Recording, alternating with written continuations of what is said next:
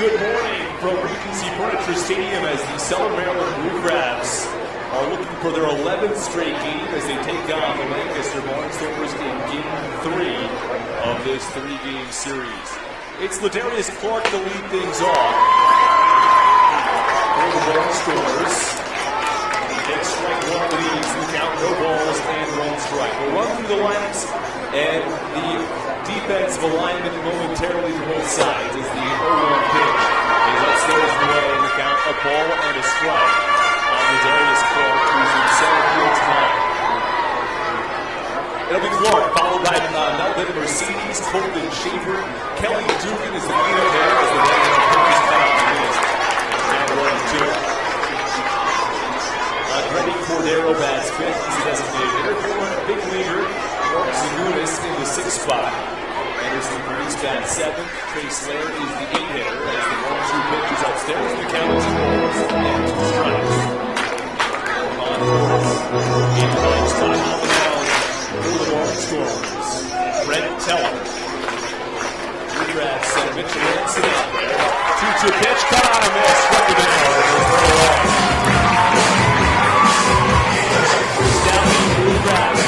The left-hander dealing early. Now batting second baseman, number 3, Mercedes. No score between the Blue Crabs and the Barnstormers through the bottom half of the first inning. That shortly. All about baseball and education day as the Barnstormers and the Blue Crabs. Quite a few kids in attendance at today's game. Pitch, this is up and away to Melvin Mercedes.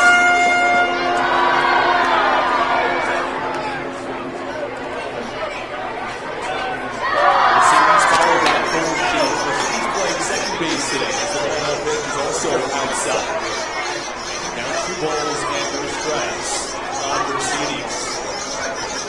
For the Blue Crabs in the outfield, they'll have Jordan Howard left today. Summer in center, Braxton Lee in right. 2-0 on the outer edge for 12 strikes. We're now 2-1. Infield third to first. Yetzko at third today. Baca at short. At second base is Raul Shah. And at first base, Jared Walker. 2-1. Moving inside from the southpaw. On the right-handed hitter, Melvin Mercedes. And they count 3 balls and a strike. Behind the plate is Austin Ryan. Through the catching strike. Here's a 3-1. So after a strikeout, now the catcher, number 35, Colton Schaefer. Here comes Colton Schaefer, the catcher. 6'1", 250 pounds. He's got a lot of pop in his bat. Even yesterday as a pinch hitter, games to start, he's got an 8-game hit streak going. But yesterday he came in as a pinch hitter, went 0 for 1 with the strikeout. It's one of those unfortunate ways to end a hitting streak. First pitch, a big time miss, and can't only run.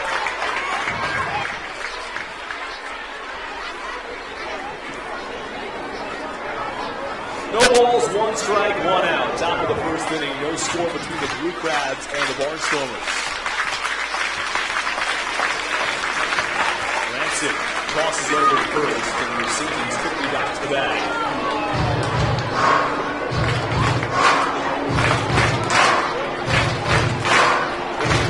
Followed by Kelly Dugan.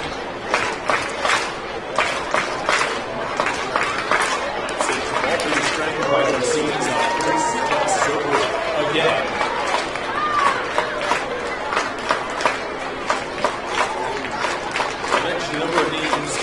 Defensive alignment. Not all that familiar to the starting lineup for the Blue Crabs. The 0-1 check swing, but he goes around. As Colton Schaefer, the right-handed hitter, couldn't hold up. Count no balls and 2 strikes. About 3/4 of a swing that time, no question. One-man umpire Bill Bestill, Worthington. 0-1. That's 0-2, I should say. That's upstairs in the count. 1 ball and 2 strikes.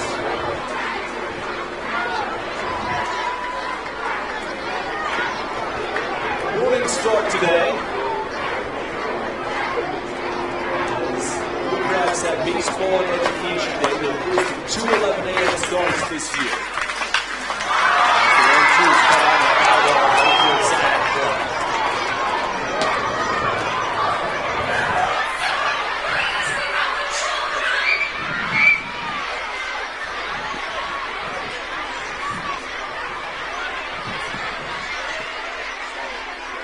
One ball, two strikes. Runner on first base with one out.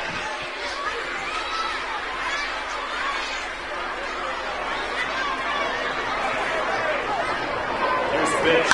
Swings the ball foul. One base side.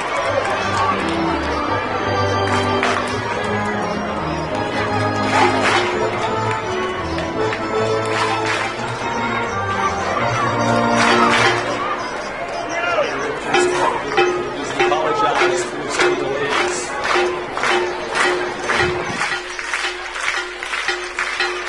Try to get you up and running as quickly as we can. But the 1-2 pitch struck him out.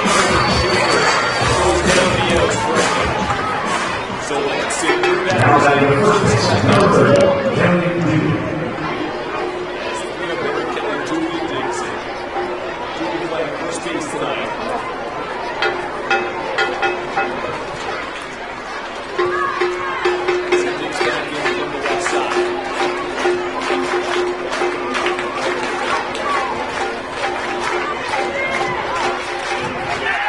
Have a shift, throw over to first.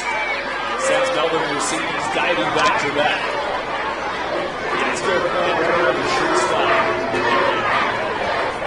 As the shortstop takes it.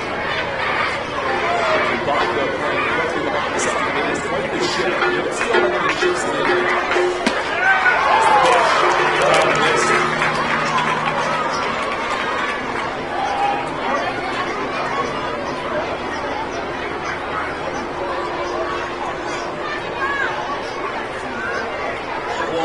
Strike on the lefty.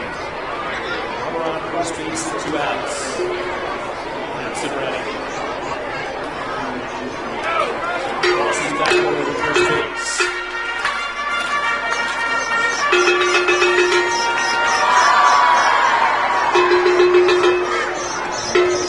Well, the Blue Crabs finishing up an 8-game homestand today. They're 7-0 so far. They've won 10 in a row in total, a franchise record. As the 0-1 a little low in the count, a ball and a strike.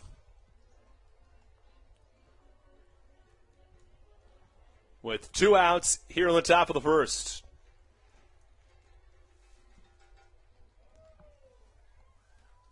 Long at bats from the Barnstormers as the 1-1 pitch is cut on and dribbled foul first base side in the count, a ball and 2 strikes.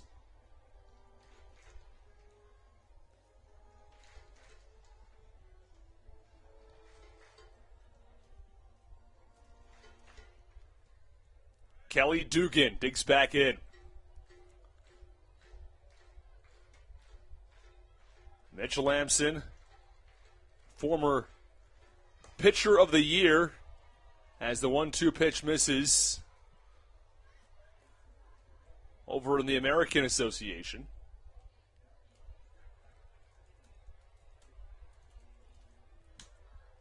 And his second year in the Atlantic League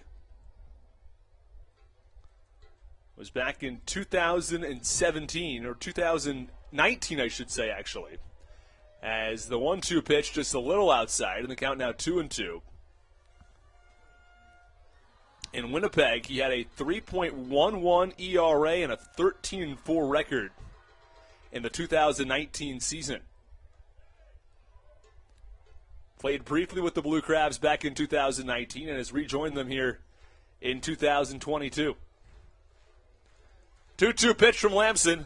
Swung on and fouled off to the screen behind home plate. Lamson played as high as AAA on 2 occasions.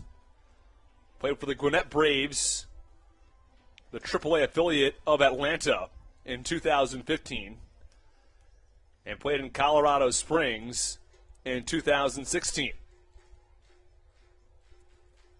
Pitched actually quite well in Colorado Springs, a 4.15 ERA and a 4.5 ERA with the Braves. And the 3-2 pitch is cut on and driven into right field for a base hit. It's going to be, I beg your pardon, it's a foul ball. It tailed foul at the last moment. Don't have a great view down that right field line. And it looked originally like it was going to be a fair ball. From all indications, the batters were, or the runner, I should say, Melvin Mercedes, was on his way to third base. Well, the count remains 3 balls and 2 strikes with 2 outs. Top of the first inning, no score. Lamson set. Here's the 3-2 to Dugan. Swinging a ground ball and a line drive off the runner, Melvin Mercedes. So that ends the inning as it hits Mercedes, who was in motion. It's one of the first times in a long time I've seen a base runner hit with a line drive, and there's nothing Mercedes could have done as it was headed right at him. And he couldn't jump out of the way. He tried to do that, but he gets nailed with a line drive to end the first inning. Well, that'll do it at the end of the first, at the end of the top of the first, I should say. It's the Barnstormers nothing and the Blue Crabs nothing on the Hometown Real Estate Broadcast Network.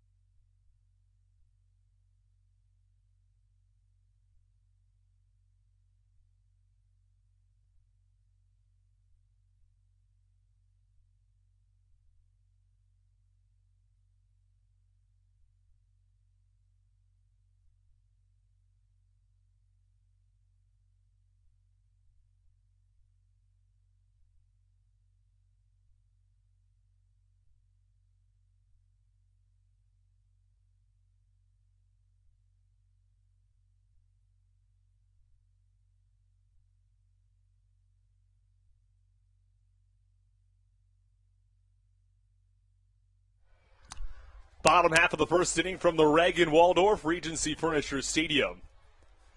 As Jack Sundberg digs in with no score in the bottom of the first, and the first pitch misses away for ball 1. It is baseball and education day today as the 1-0 pitch on the outside corner for a called strike on Sundberg.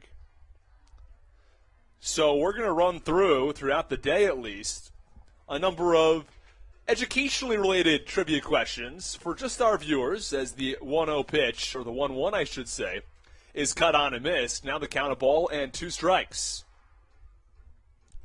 We're going to run you through the starting lineup momentarily. 1-2 to Sundberg, swinging a high pop-up foul, third base side out of play. So without further ado, let's run through it. Batting first for the Blue Crabs, Jack Sundberg. He'll be followed by Ruby Silva. The 3-hitter who's playing first base today is Jared Walker. 1 through 3, pretty traditional in the Blue Crabs order. As the 1-2 pitch is cut on and missed, Sundberg goes down swinging, and there's 1 away. But after that, things are mixed up. Braxton Lee, who spent most of his time in the 6 and 7 spot in the lineup, is batting fourth today. He's the cleanup hitter. Jordan Howard, who batted ninth yesterday, or batted ninth 2 days ago, I should say, is batting fifth today. And the next 4 batters haven't played all that much so far this season. Raul Shah getting the start at second base with Ruby Silva as the DH today. Michael Baca, as this pitch is swung on and drilled to left field, but it's right at the left fielder, Mark Zagunis, who took a few steps back toward the warning track and made the catch for the out. So Ruby Silva showing his opposite field power, but it's right at Zagunis for the second out. And here comes the three-hitter for the Blue Crabs, Jared Walker. Jared Walker leads the Atlantic League with 5 home runs. He came into yesterday's game batting over 300 for the first time this year. First pitch on the inside corner for a called strike.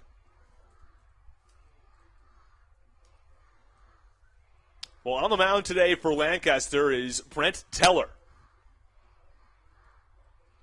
Teller, a right-handed pitcher. He's made 2 starts this year as the 0-1 pitch, a little bit inside, and the count, a ball and a strike.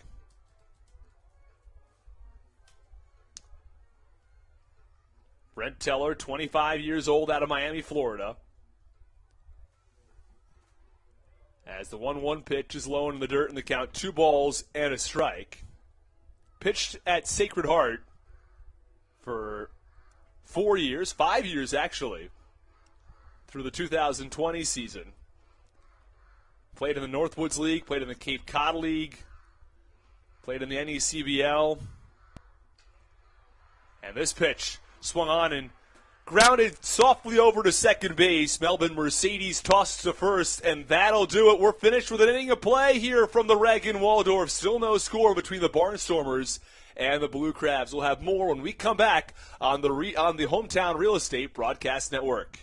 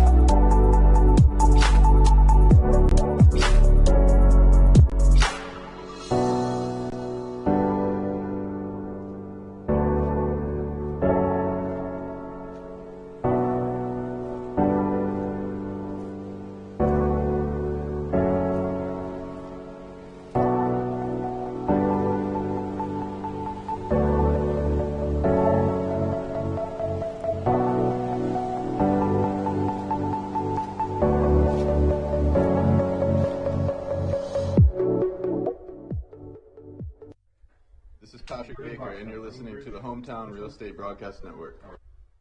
Top of the second inning here from Regency Furniture Stadium, and the first pitch is cut on and missed from the 5-hitter Andretti Cordero, who is the designated hitter tonight. Cordero played in all 3 games this series. As the 0-1 pitch is cut on and drilled high in the air, left center field deep. It's Sundberg who drifts over in front of the warning track and makes the catch for the first out. It was the left fielder in today's game, who is Jordan Howard, who I thought might actually end up making the play on that ball as he ended up backing up the center fielder Sundberg. But it was Sundberg who made the catch in front of the warning track for the first out here on the top of the second. The Barnstormers nothing, and the Blue Crabs nothing, as Mark Zagunis steps in.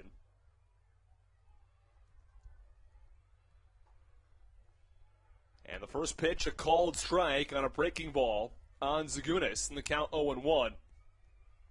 A bizarre play happened at the end of the top of the first inning. 0-1 pitch, check swing, but he held up according to Bill Worthington, the home plate umpire. Didn't even bother checking with the first base umpire. And your umpires in today's game, Jim Clayton at first, Tim Detweiler at third, and Bill Worthington behind home plate. And that pitch also misses a little bit low. Count 2-0. That one, a little upstairs, in the count 3 balls and a strike. Or 3 balls and no strikes, I should say. That's in there for a called strike on a fastball. Lamson working rather quickly today, especially with the base paths empty and 1 out. There's a pitch cut on and fouled back to the screen. And the count 3 balls and 2 strikes with 1 out. A morning game today between the Barnstormers and the Blue Crabs for Baseball in Education Day. We're going to have some geography trivia coming your way shortly as the 3-2 pitch misses up and in for ball 4. Runner on first base with 1 out in the top of the second. Second walk issued by Mitch Lamson.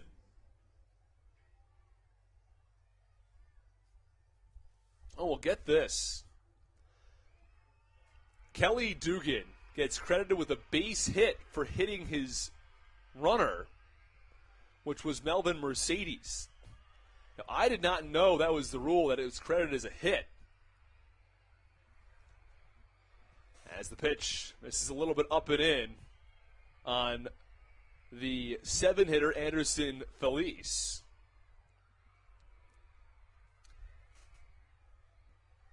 So let's see the official ruling on that play. We're going to get in a little more detail in one moment as the 1-0 pitch is swung on and dribbled foul third base side. So at the end of the first inning, it was Melvin Mercedes on first and Kelly Dugan in the righty batter's box.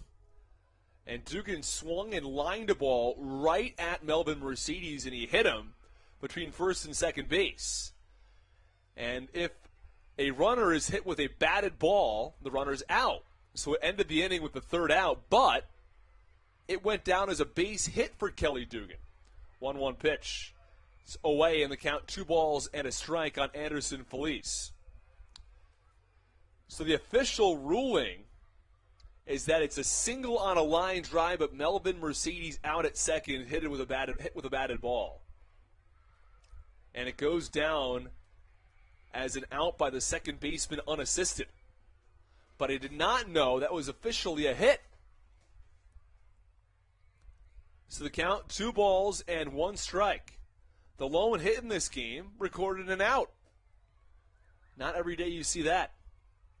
2-1 pitch. A little away from Lamson, and the count 3 balls and a strike. Control hasn't been perfect so far from Mitch Lamson. 20 strikes, 17 balls. Typically, you want to have at least 60% of your pitches be strikes.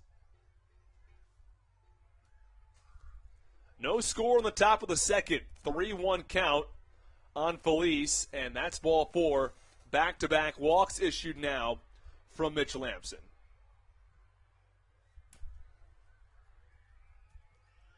This is after a couple of terrific performances from the Blue Crabs pitching staff, as Southern Maryland shut out the Barnstormers yesterday and allowed 1 run in Game 1. A 2-1 win in the first game, a 3-0 win in Game 2. As the Blue Crabs are in the midst of a 10-game win streak.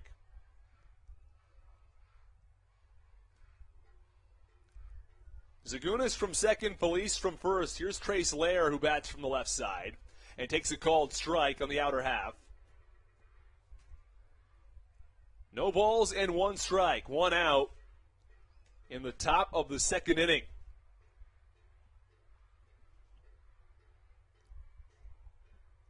tons of kids filling sections of this ballpark as the count no balls and 2 strikes after Trace Lair waves and misses at a pitch.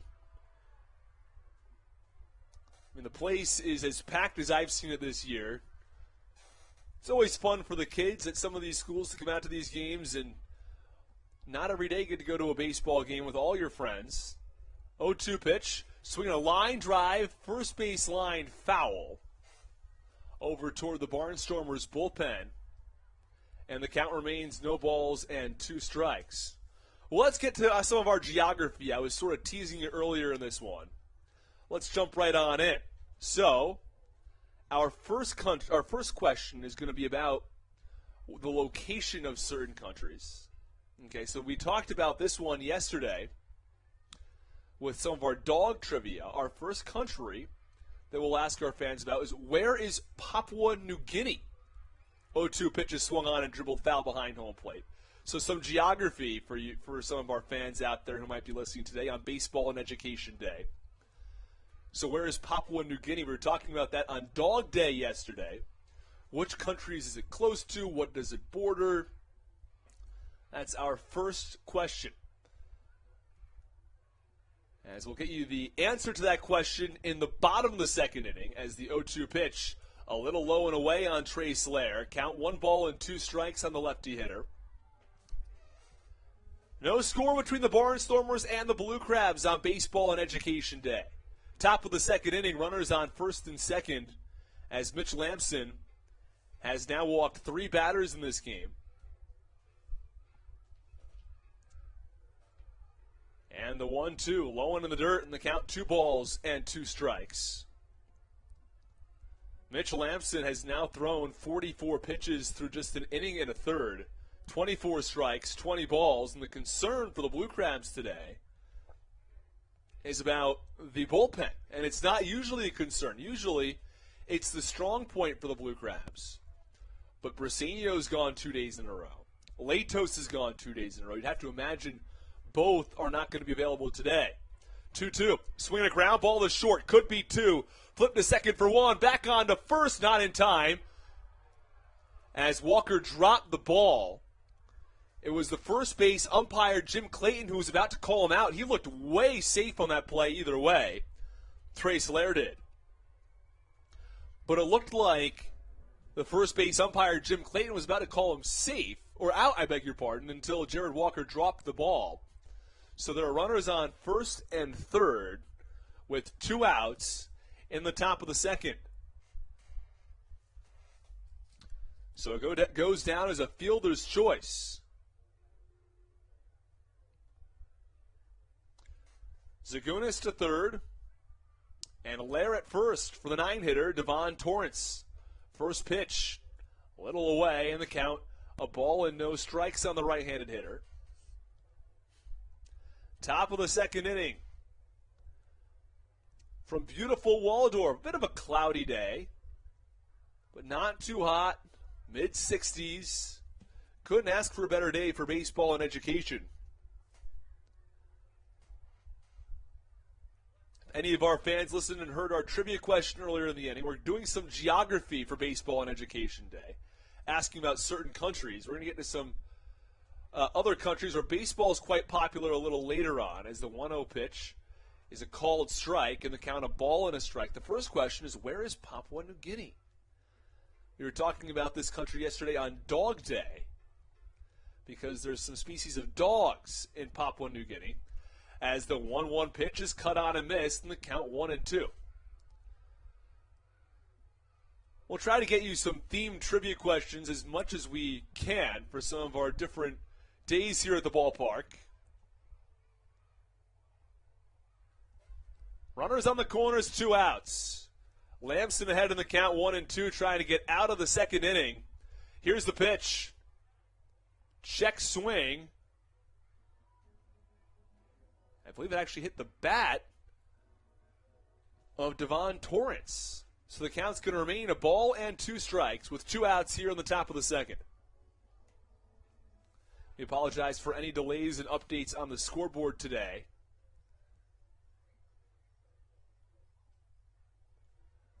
Well, Lampson is ready. 1-2 offering. Swing a high fly ball, right field. Braxton Lee heads over toward the wall, but he's going to run out of room on the right side as it's fouling out of play.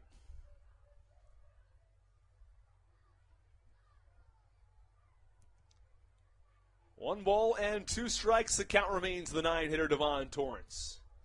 Lamson seems to have found some control after walking 2 batters on back-to-back batters with 1 out here in the second. 1-2. Swing and a miss, struck him out. Lamson works out of a jam. He had runners on first and second with 1 out, but induces a fielder's choice and a strikeout to end the top of the second. We go to the bottom of the second inning. The Blue Crabs coming to bat when we come back on the Hometown Real Estate Broadcast Network.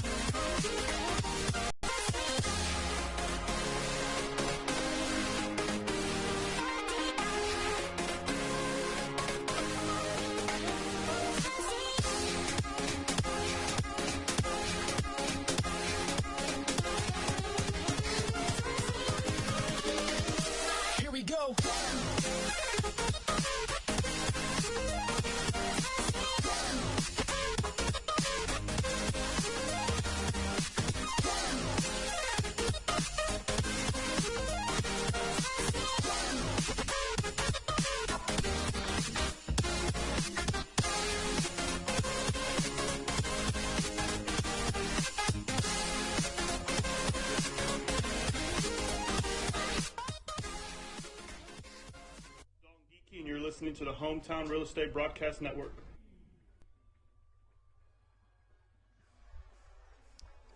Bottom of the second inning as the Stellar Maryland Blue Crabs are knotted up at 0-0 here in the second inning with the Lancaster Barnstormers. First pitch on the cleanup hitter, Braxton Lee's a called strike from Brent Teller.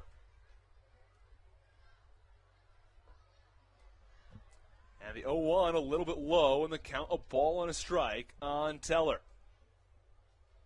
Again, Teller pitched for Sacred Heart, pitched in the Cape Cod League for a couple of summers. As the 1-1 is swung on and grounded to second sharply. Fielded on the forehand by the second baseman, Melvin Mercedes, who tosses to first in time. So 1 up and 1 down to start the second inning. Which brings up Jordan Howard.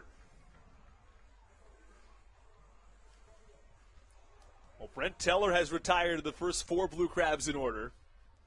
And here comes Jordan Howard. Howard had the day off yesterday. First pitch called strike on the left-handed hitter. Howard has played at shortstop entirely throughout his first 4 appearances with the Blue Crabs. 0-1. Signals down to the third base umpire in today's game, Tim Detweiler, who says that he held up. So the count a ball and a strike. But in today's game, Jordan Howard is playing in the outfield, left field. Blue Crabs traditionally have a surplus of outfielders. As the 0-1, a called strike on the inner half, and the count, or the 1-1, I should say, the count 1-2. Hope everybody's having a pleasant morning on Thursday today. I was going to say Thursday afternoon, but it's still morning. Don't always have these morning starts.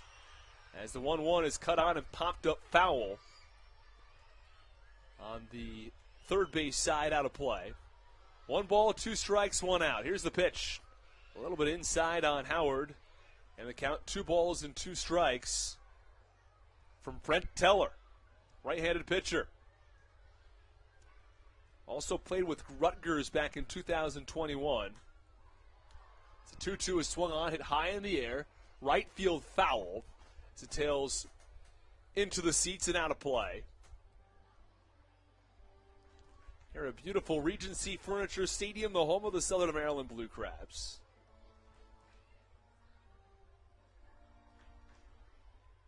Blue Crabs finishing up an 8-game homestand tonight, or today, this morning, as the 2-2 pitch is cut on and grounded to the first base side. The pitcher, Teller, comes over to cover as the first baseman, Kelly Dugan, tosses over in time.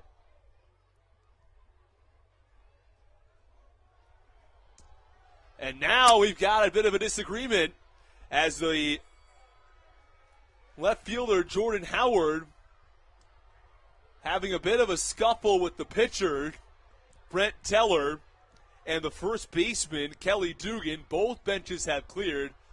Not great for baseball and education day, as everybody out on the field trying to settle their differences here. Well, it's the second time the benches have cleared this year. Earlier, it was when Jared Walker had a disagreement with the catcher for the Staten Island Ferryhawks. Looks like everybody's headed back to where they came from in the dugouts. And Stan Clyburn having a discussion with the third base umpire, Tim Detweiler, over exactly what was happening there at first base. I didn't have a great look of it down the line. There are 2 outs in the inning, but I'd imagine they're going to need to talk some things over. I didn't see anybody got ejected from the game, but I'm honestly not 100% sure if anyone has been thrown out, as Stan Clyburn just getting the explanation from the umpires.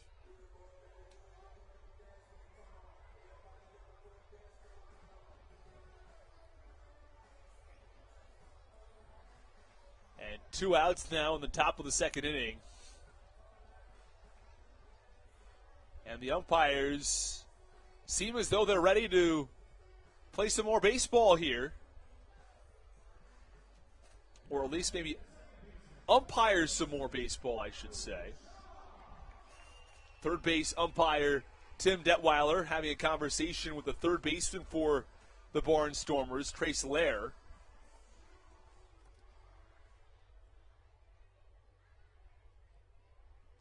And here comes Raul Shah. First pitch cut on and fouled back. Well, Shah, earlier this season, homered in his first at-bat. It was against Lexington. But since then has cooled off quite a bit.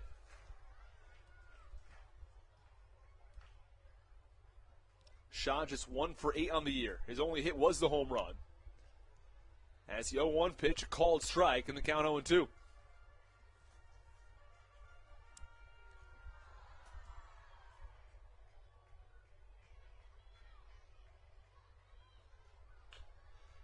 The 0-2 swung on and shot foul to the Blue Crabs dugout, I should say. And the count remains no balls and 2 strikes. Brent Teller has faced 5 batters, and he's recorded 5 outs here in the bottom of the second. 0-2. Ooh, looked good, just a little away. And the count, a ball and 2 strike, a gutsy pitch for the second baseman, Raul Shah, to take.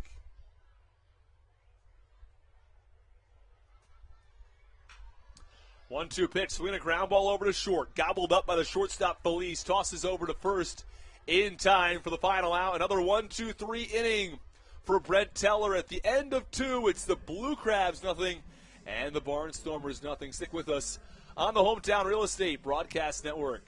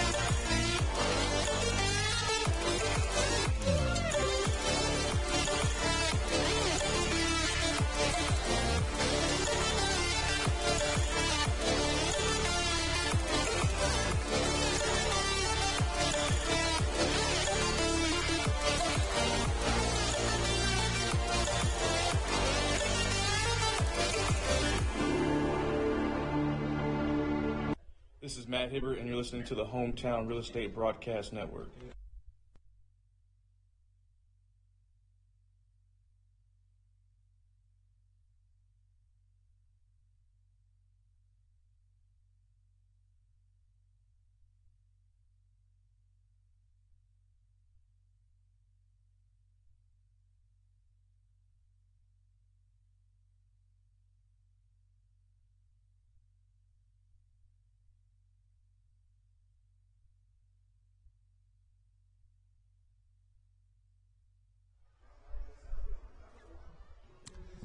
Top of the third inning, the Barnstormers nothing and the Blue Crabs nothing from Regency Furniture Stadium. Back to the top of the order for Lancaster.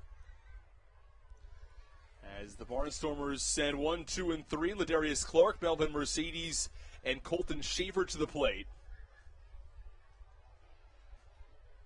First pitch from Lamson. Fastball right on the outside corner, and the count 0-1. Ladarius Clark struck out back in the first inning. It was just 4 batters for Lamson to face in the first. He walked Melvin Mercedes.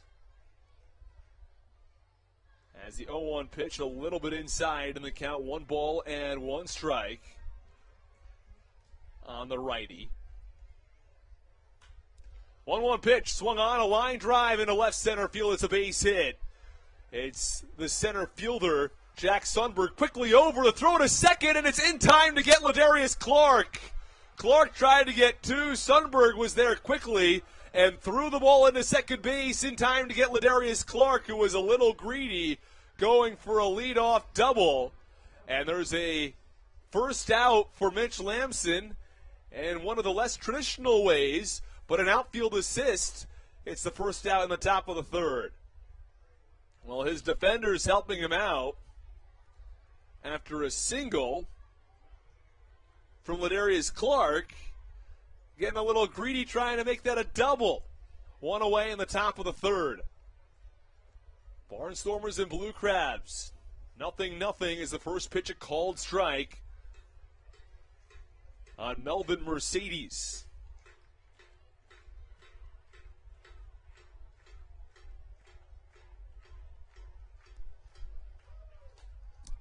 And the pitch to Mercedes a little bit away in the count, of ball and no strikes. And at this point, Mitch Lamson could really use some quick batters, as this one is swung on. High pop-up, shallow right center field. It's the right fielder, Braxton Lee, who moves in and makes the catch for the second out. So 2 up and 2 down here in the top of the third.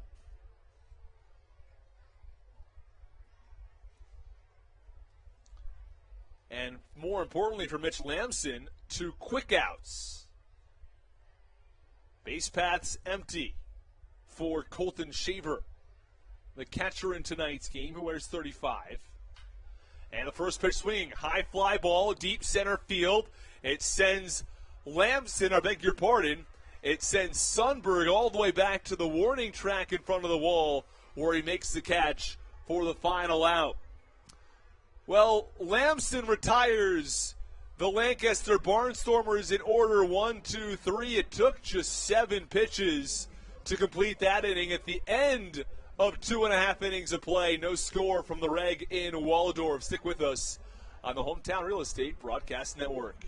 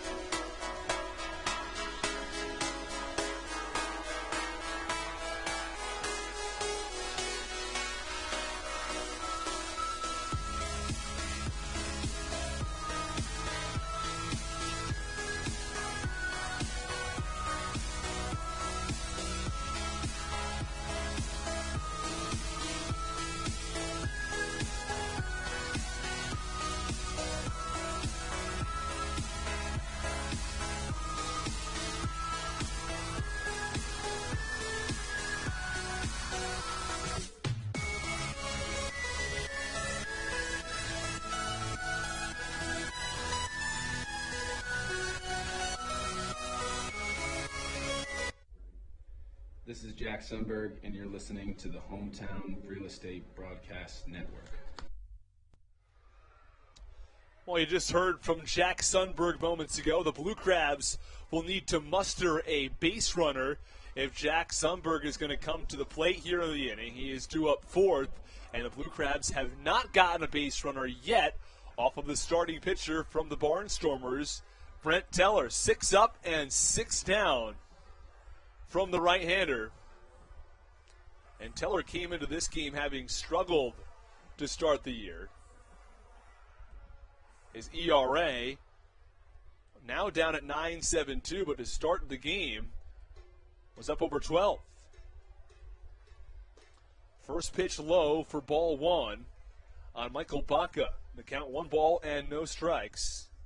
Was at 12.79 in 6 1/3 innings. He's allowed 9 earned runs. 1-0 pitch, swinging a high fly ball, center field straight away. Ladarius Clark takes 3 steps back and makes a one-handed catch at the head level for the first out. 1 out in the bottom of the 3rd inning. We told you earlier we were going to answer our trivia question about geography, the location of Papua New Guinea, as it's Baseball and Education Day today, so we're giving you some geography trivia. So for those of you who were wondering, what is the answer? Where is that country? Well, it is just north of Australia. It is bordering on Indonesia.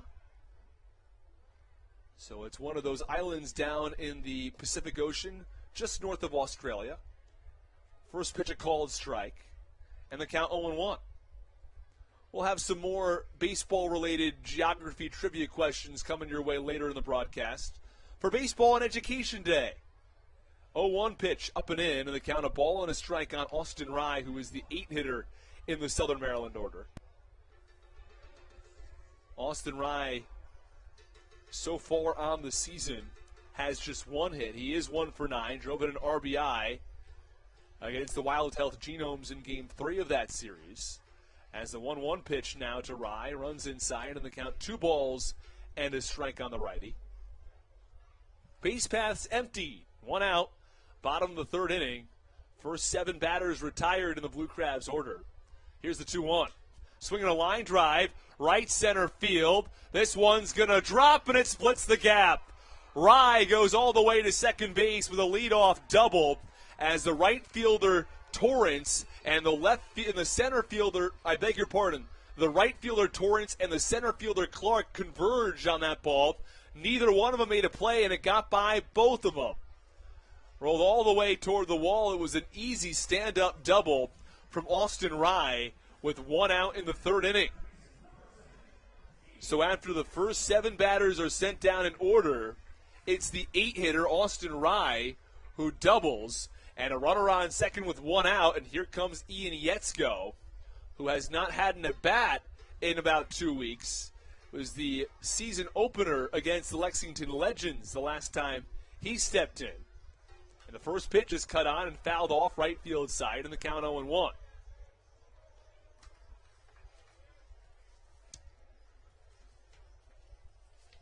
Ian Yetzko played in the American Association last year, hit .210, a .285 on-base percentage, homered 10 times.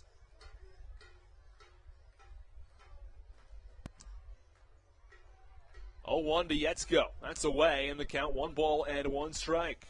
Austin Rye from second base in the bottom of the 3rd inning. Clouds still overhead. Kids having a blast in the ballpark today. From many different elementary schools around the area today's game. The pitch, swinging a ground ball, third base line. It's going to get by the third baseman, Lair, and all the way into the corner.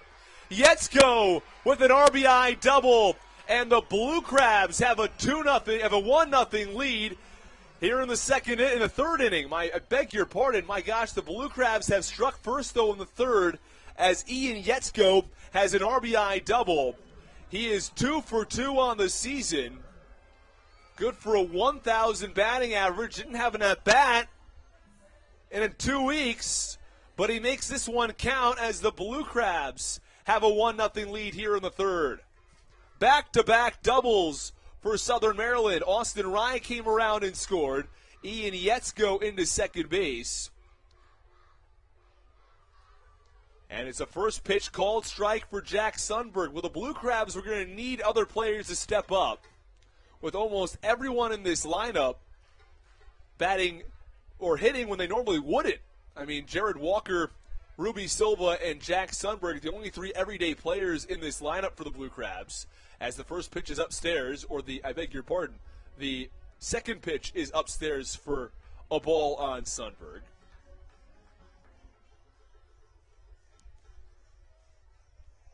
It's Yetzko off of second. Pitch to Sundberg. That's outside. So after the first pitch was a called strike, the second pitch missed upstairs to Sundberg, and the count now 2 balls and 1 strike after that one missed away. Yetzko from second. The Blue Crabs have a 1-0 lead here in the bottom of the third. That pitch cut on, hit high in the air, center field straight away. Sends Ladarius Clark back 4 steps. He makes the catch chest high and throws into the shortstop, Anderson Felice, who cuts that ball off as Yetzko is forced to stay there at second. Well, Jack Sundberg 0 for 2 today in the midst of an 11-game on-base streak. And here comes Ruby Silva. He had an 8-game hitting streak up until 2 games ago. Had a 9-game on-base streak, but it was snapped yesterday as he was looking for double digits in that category. But Silva back in that 2 spot. He's played all but 1 game this year. First pitch, breaking ball in, and the count of ball and no strikes. Jared Walker stands on deck. Well, the 8 and 9 hitters are 2 for 2 with a pair of doubles. Hitters 1 through 3 who play every day 0 for 4 with a strikeout. Well, that pitch is cut on, hit high in the air, deep left center field. It sends the left fielder Zagunis back in front of the warning track where he makes the catch for the final out.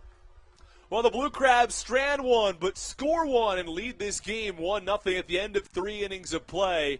You're listening to the Hometown Real Estate Broadcast Network.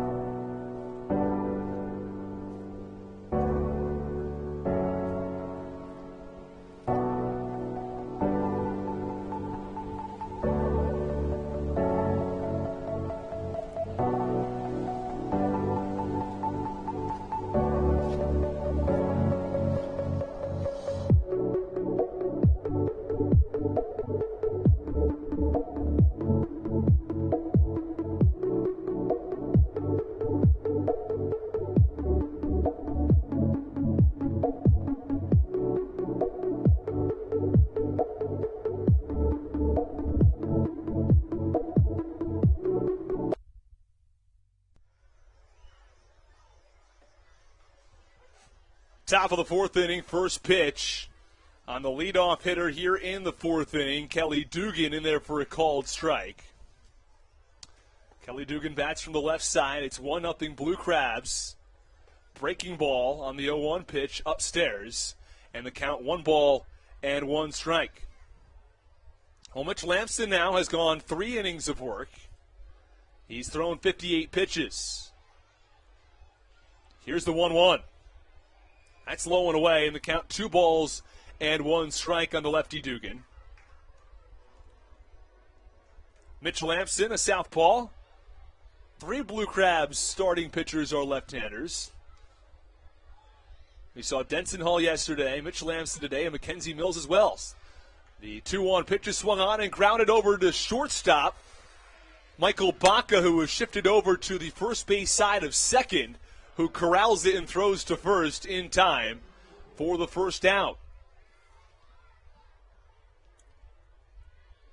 The Blue Crabs shifting far more today than they have at any point this season. Up until this point, they always had 2 fielders on each side of second base. It's not required this year in the Atlantic League. It has been in the past, as the first pitch is a called strike on Andretti Cordero, and the count 0-1. Major League Baseball is moving toward that rule next year, where they will outlaw the shift. 0-1. Swing and a miss, and the count 2 strikes, or at least, if it's not official yet, Major League Baseball has the option to include that rule next year. The only new rule that was implemented for the 2022 season was the designated hitter. Well, the 0-2 pitch now to Cordero is swung on and grounded softly over to second. Easily flipped to first from Raul Shah. And 2 up and 2 down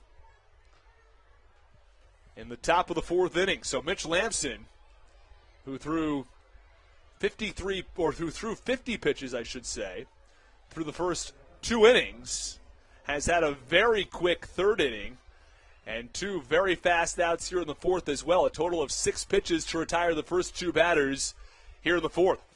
First pitch, a called strike on the outside corner to Mark Zagunis. And the count 0-1.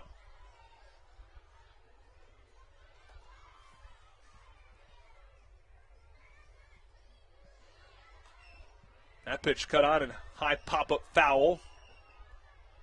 Getting out of play. Mark Zagunis, a former major leaguer, as he digs back in from the right side. 0-2, called strike 3. Lagunas looks at a pitch on the inner half of the plate for strike 3, and that'll end the top of the fourth inning. It's the Blue Crabs 1 and the Barnstormers 0. You're listening to Blue Crabs Baseball on the Hometown Real Estate Broadcast Network.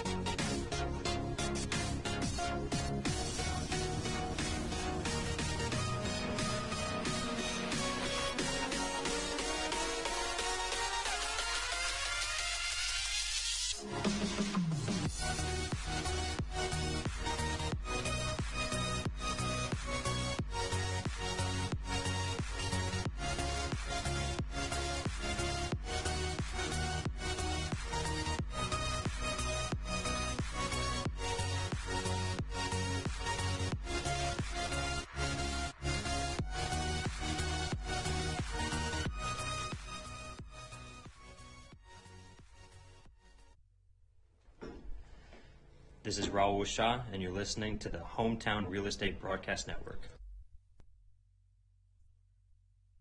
Well, the Southern Maryland Blue Crabs have won 10 straight games. They're looking for their 11th in a row. And they've gone with a different lineup today, as 4 of the 9 hitters in the lineup did not play in yesterday's game and are not everyday players. It's 3, 4, and 5 due up here in the bottom of the fourth. The 1-0 lead for the Blue Crabs. The first pitch is cut on and missed from Jared Walker, and the count 0-1. Bottom of the fourth inning with nobody out. Here's the first pitch, or the 0-1 I should say. Cut on, popped up, third base side. Lair into foul territory where he makes a one-handed catch on the left side of his body for the first out.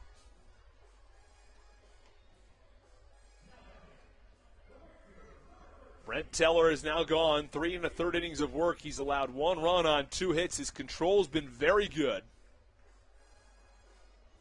Teller has thrown 48 pitches, 28 I should start that again. He's thrown 42 pitches, 28 strikes, just 14 balls. First pitch on the outside corner to Braxton Lee, and the count no balls and 1 strike. Lee will be followed by Jordan Howard, but the 0-1 pitch is swung on and grounded through the left side for a base hit. A bit of a shift on Braxton Lee. Hit it right where the shortstop normally is, but the shortstop, Anderson Felice, was playing a little more up the middle as a third baseman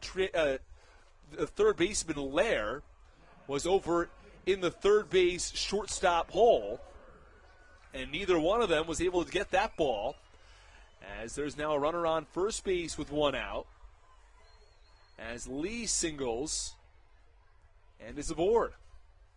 Braxton Lee's batting average up to .257 after just a 1-for-17 start to the year. First pitch is low for ball 1 on Jordan Howard. Howard to be followed by Raul Shah. The Blue Crabs offense came back in the bottom of the third inning from 2 unlikely candidates. Austin Rye had his second hit of the year with a 1-out double, and Ian Yetzko, as the 1-0 pitch is swung on, and the bat flies in to shallow right field as Howard had the bat slip right out of his hands.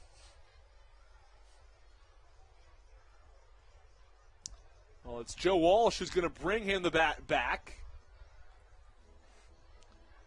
as that can always get a little bit dangerous when that bat flies out of the batter's hand.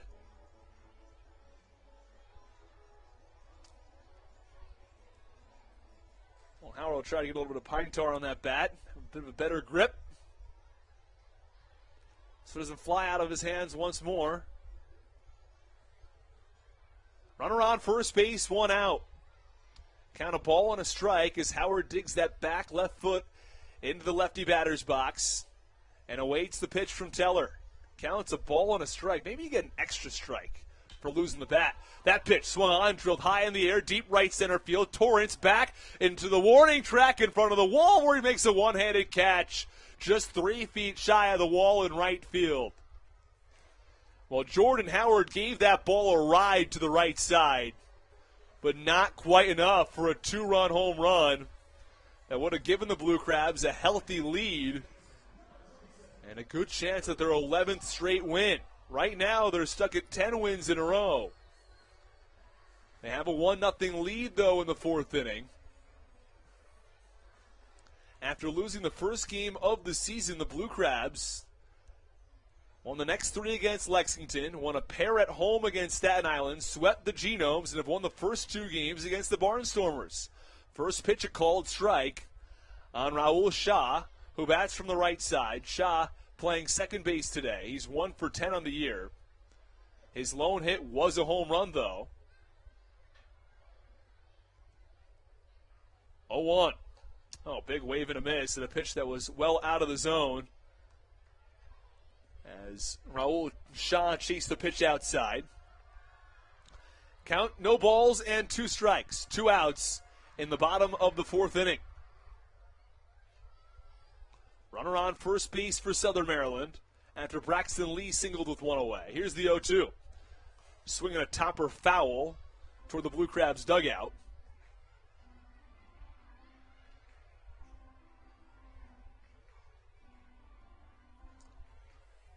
Shaw bounced out to shortstop his first time up.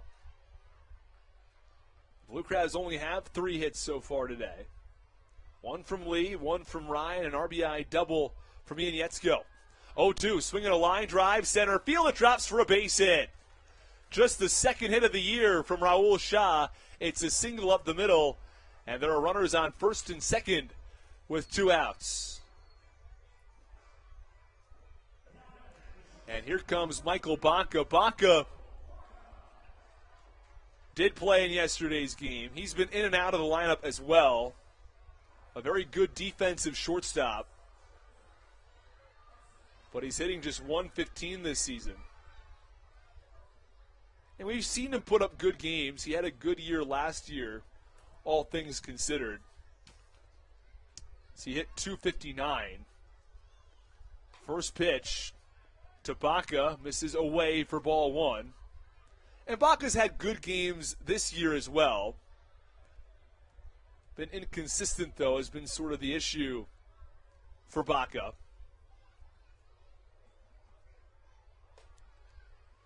As the 1-0 pitch, a called strike. Right down Darryl Thompson drive, and the count a ball and a strike on the righty. Runners on first and second, 1 out. Count a ball and a strike. Earlier this season, Baca was 2 for 3 against Staten Island, was on base a couple of times. Swinging a ground ball over to short. Throw to first from Anderson Felice is in time to get Baca to end the inning. Well, the Blue Crabs strand 2 at the end of 4 innings of play. Southern Maryland leads this one 1-0. You're listening to the Hometown Real Estate Broadcast Network.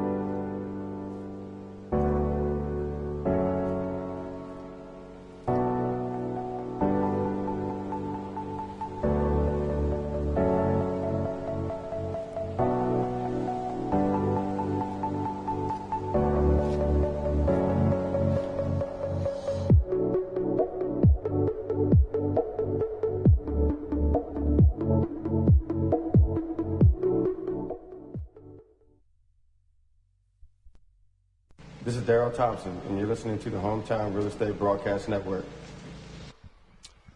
Top of the 5th inning, 1-0 Southern Maryland. Mitch Lamson back out for his 5th inning of work as he has pitched really nicely in the 3rd and 4th. First pitch swinging. It's a high pop up behind home plate from Anderson Felice, and the catcher, Austin Rye, is going to run out of room.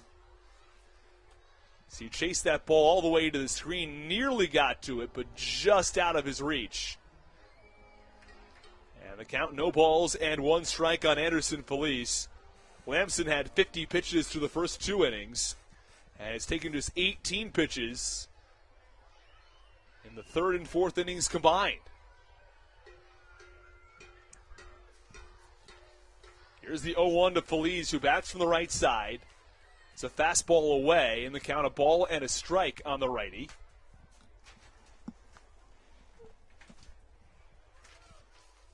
Really nice day on Kids Day. Baseball and Education Day, I should say, to be precise, as the 1-1 pitch is swung on and missed. And the count a ball and 2 strikes. Feliz taps home plate once. Base path's empty in the top of the 5th. 1-0 Blue Crabs. That run came back in the bottom of the 3rd. As the 1-2 pitch is swung on, a line drive to left. Diving play! And Jordan Howard lays out to make the catch for the first down. What a play by Jordan Howard. As he came in towards shallow left center field on a line drive, and the shortstop, playing out of position in left, flashes the leather nonetheless. 1 away in the top of the 5th inning on a terrific catch by Jordan Howard. Well, that brings up the 8-hitter Trace Lair. First pitch from Lamson. Just off the outside corner for ball 1. Well, the base paths are empty in the top of the 5th. Sometimes, to work quick innings, you need help from your fielders. And Mitch Lamson certainly got some moments ago.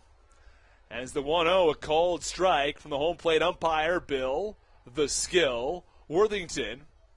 As he was nicknamed by some of his fellow umpires back in the series against Staten Island. I think we've just run with it. He says he's been called worse and doesn't really mind it, so that's a positive, I guess, as the 1-1 pitch is away and the count 2 balls and a strike. Ron Lord, the on-field host here in Southern Maryland, as the 2-1 pitch is swung on, a line drive into right for a base hit. Bounces twice as Braxton Lee fields it and throws it in quickly. And holds Trace Lair to a single in the top of the 5th inning. So runner on first and 1 out, but back to the point about Ron Lord. He's having a blast today with the kids on Baseball and Education Day. Always a lot of fun. He's got the sombrero going today. It's a multicolored sombrero. As Devon Torrance steps in from the right side. When I was a kid, I don't think I ever had the opportunity to go to a Baseball and Education Day, but it would have been fun. I can tell you that much. 0-1 pitch is away in the count. 1 ball and 1 strike on Devon Torrance. With 1 out in the top of the 5th inning.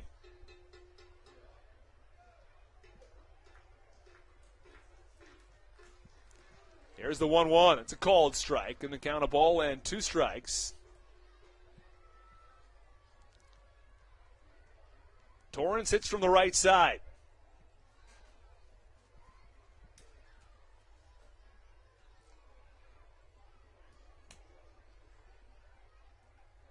And the pitch. Swing and a miss. Well, apparently it's counts now 1 ball and 2 strikes. We're getting mixed signals here from our scoreboard. I miscounted myself as well. I thought that was strike 3. But the count is indeed now just 1 ball and 2 strikes.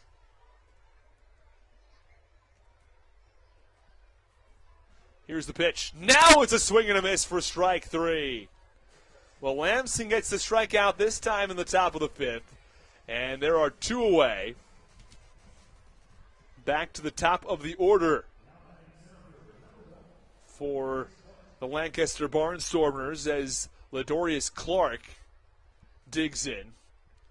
Clark 1 for 2 today.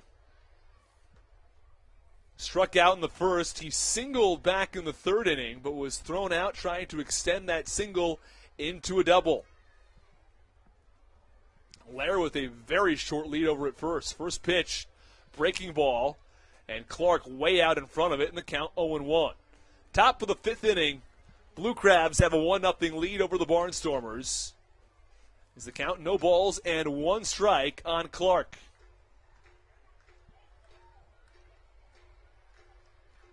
Here's the pitch. A little bit away, and the count, a ball and a strike.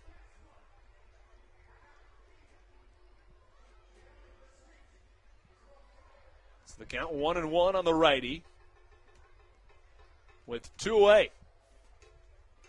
Trace Lair reached earlier in the inning on a single as the 1-1 is cut on and topped right behind home plate, and the count 1 ball and 2 strikes.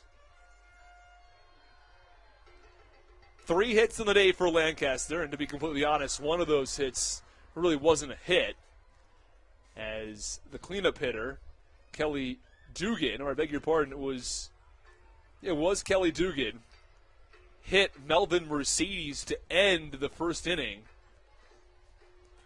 And he hit him with a batted ball, but that's considered a base hit.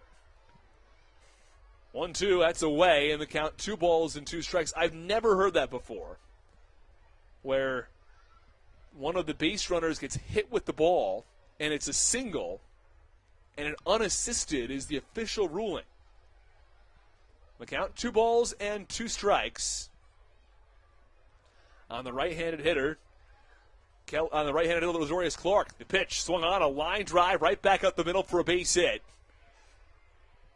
As Ladorius Clark lines it into center field, Sundberg plays it on a hop and sends it back in to the shortstop Michael Baca. But there are runners on first and second now with 2 away as Trace Lair goes station to station. Well, Mitch Lamson in his first jam since the second inning.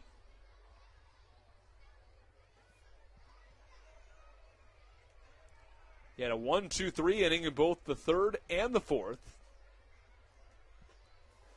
First pitch, a called strike on Melvin Mercedes, who was 0 for 1 with a walk.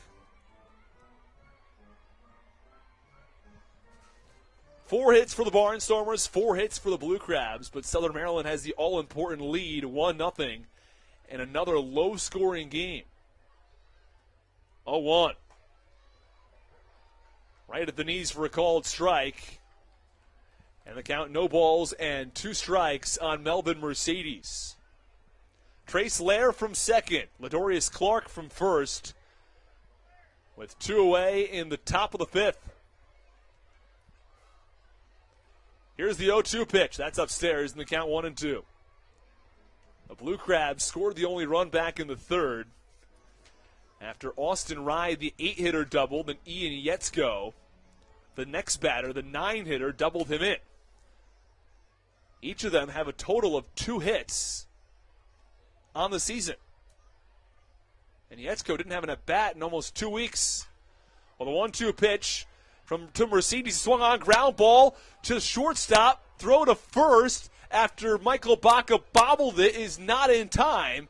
So it's an error on the shortstop, Baca, who had an opportunity to end the inning, but he didn't come up with it cleanly. And by the time he tossed to first, there was no play to Melvin Mercedes, and the bases are now loaded with 2 outs in the top of the 5th. And Lancaster is threatening, but to no fault of Mitch Lamson, should have gotten the 3rd out of the inning moments ago. Well, I would be stunned if that's going to go down as a hit. That must go down as an error, and it does. First pitch to Shaver, swung on, line drive, left field, and it is a foul ball. It would have scored 2 at least. But Mitch Lamson and Michael Baca, for that matter, who made the error on that last play, both very fortunate. That ball tailed foul. Count, no balls and 1 strike on Colton Shaver, who is 0 for 2 in this game. He struck out once.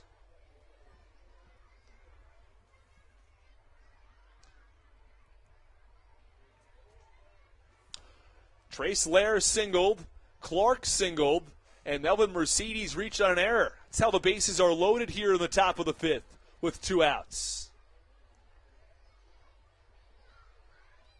And the lefty, Mitch Lamson, pitches, and the pitch swung on and miss. And the count 0-2 now on Colton Shaver, the catcher, who's got some real pop in his bat. Hitting .250 this year, but he has 1 home run to show for it. Kelly Dugan, the most dangerous hitter in this lineup, is on deck. He bats .326 on the year. Here's the 0-2 from Lamson. Called strike 3 on the inside corner. Well, not much of a punch out from Bill Worthington. Didn't move his arms all that much, but it was enough for strike 3 on the pitch on the inside half of the plate. And Mitch Lamson gets out of a bases-loaded jam with a called strike 3 punch out on Colton Shaver to end the 5th inning. The Blue Crabs lead the Barnstormers 1-0 as Southern Maryland is coming to bat in the bottom of the 5th.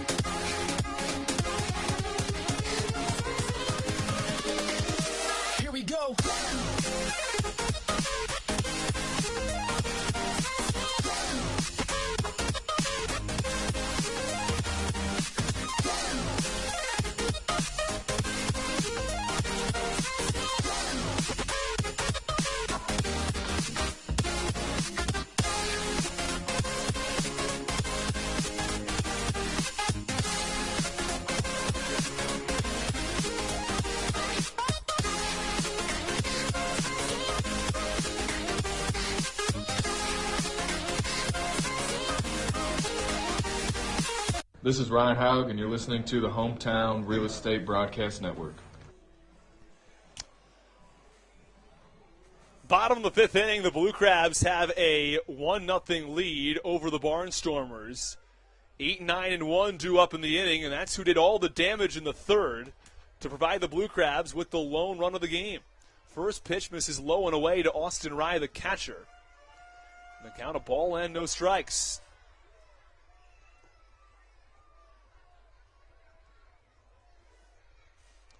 Rye stands in from the right side. He doubled, came around to score in the 3rd as the 1-0 pitch is a called strike.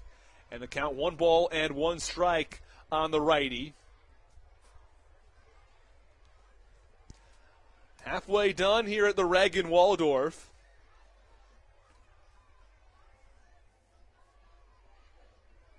Count 1-1 strike on Rye, who digs back in from the right side as the pitcher Brent Teller needed a new baseball. 1-1 comes way inside, nearly hits him. The count 2 balls and a strike. Oh, I believe it. I guess it did hit him. Clipped his jersey a little bit.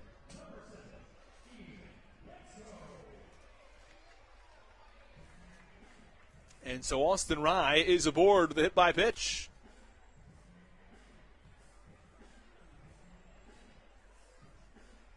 Looked to me like it just ran inside on him. It must have just clipped his jersey enough.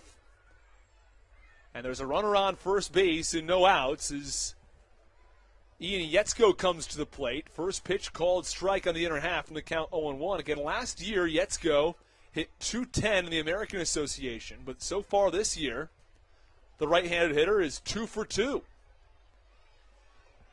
Brent Teller tosses lazily over to first base to check on Austin Rye.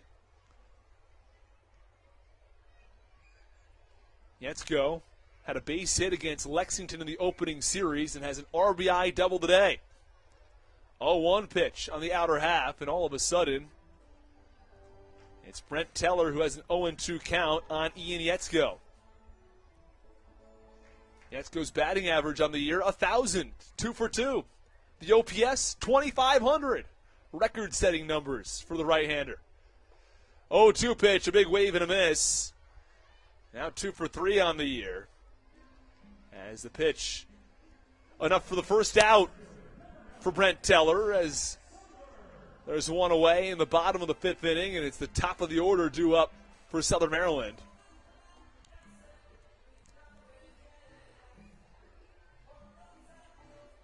Sundberg followed by Ruby Silva.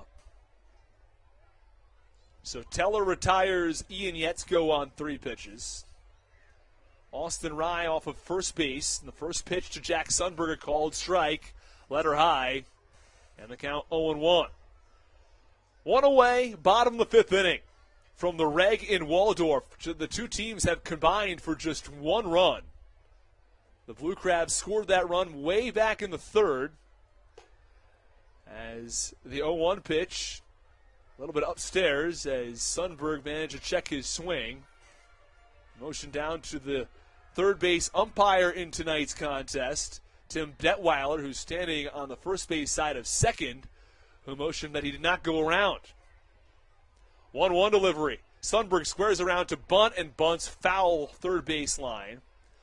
And the count, a ball and 2 strikes. Sundberg's got the speed to get on base via a bunt single, especially when Trace Lair is playing back, but Sundberg did not get the bunt down in fair territory.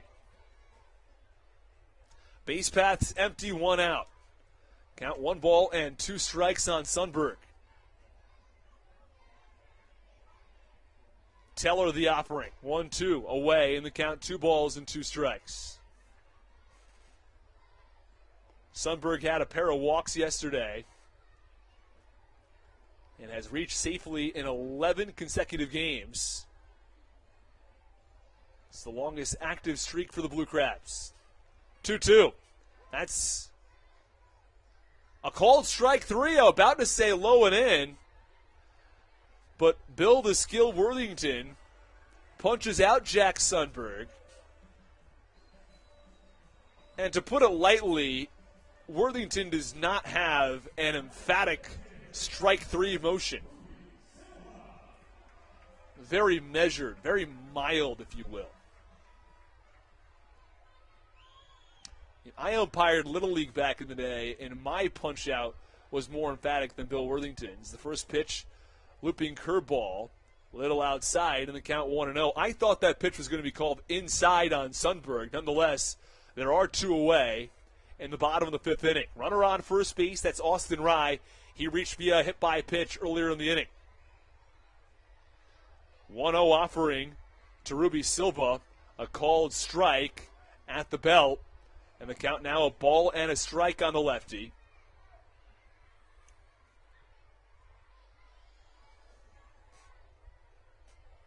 Well, Teller has been dealing 4 2/3 innings of work. Allowed just 4 hits, 1 run, no walks, and 3 strikeouts. 1-1, big wave and a miss. Count a ball and 2 strikes now on Silva. Southern Maryland scored the lone run back in the 3rd inning. Had a pair of doubles in the bottom of the 3rd, had 2 singles in the bottom of the 4th, but that's all the offense they provided through 4 2/3 innings of the dish. 1-2, swinging a foul tip back behind home plate, and the count remains a ball and 2 strikes. Runner on first. 1-0 Blue Crabs. Some action in the Southern Maryland bullpen. Have to wonder if Mitch Lamson's afternoon is over. He threw 92 pitches across 5 innings. Here's the 1-2.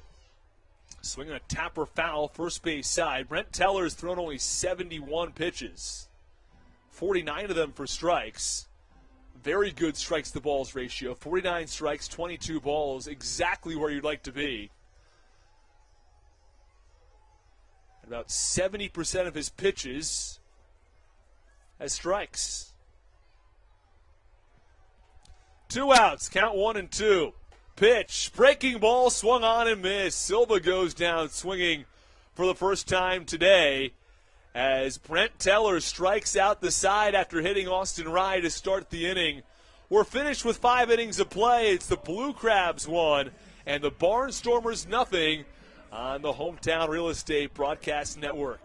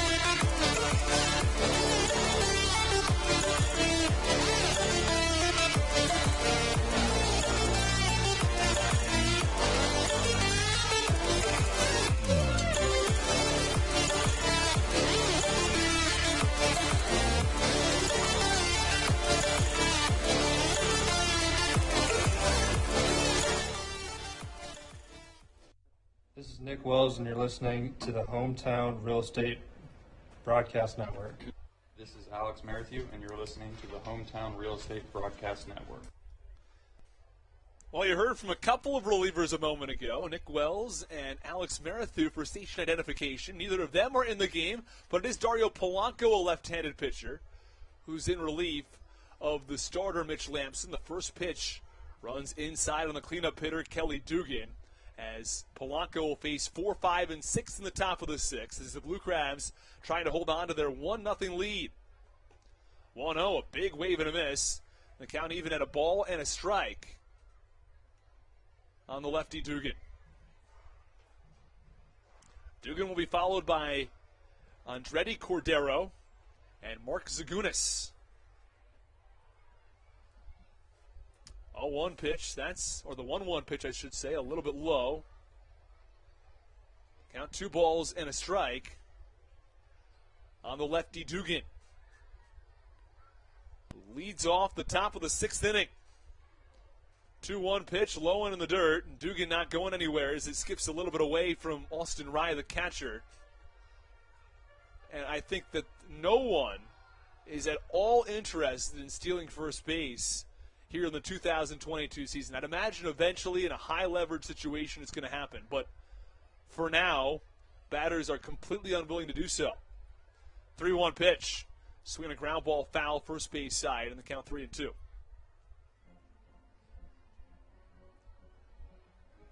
Dugan 1 for 2, hitting .326 on the season. As he singled back in the first inning, it was really an out as he lined a ball off of the back of Melvin Mercedes, who was out as he hit a runner with the ball and hit in play. This one swung on, hit right at the right fielder, Braxton Lee, who doesn't move a muscle and makes a one-handed catch for the first out. It was well hit by Kelly Dugan, but didn't stay up all that long. And Braxton Lee makes the catch. Here is Andretti Cordero. Well, nothing's been flying so far in this ballpark. Silva hit one very well the other way for Southern Maryland. That was back in the third inning, and Jared Walker, along with Jordan Howard, have had some long fly balls in this series, but nothing's gotten out of the ballpark. First pitch, a called strike on Cordero, and the count 0-1. One away, top of the sixth, 1-0 Blue Crabs. 0-1, close, little outside, and the count, a ball and a strike.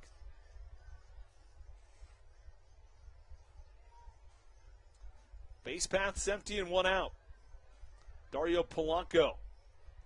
The pitch, swinging a ground ball, softly over to second. Shaw fields on the forehand to flip to first in time. Beats Cordero by about 3 steps, and there are 2 away in the top of the sixth. Dario Polanco last season had a 12.39 ERA in the Frontier League, but so far this year has pitched well in limited action. 3 1/3 innings of work, 3 hits, 1 earned run. He struck out 6 in that frame. And retired the first 2 batters of the 6th inning.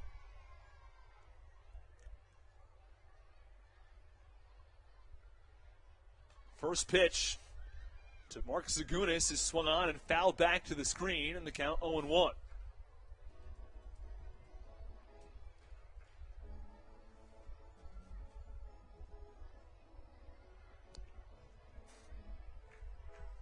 Mark Zagunis digs back in from the right side.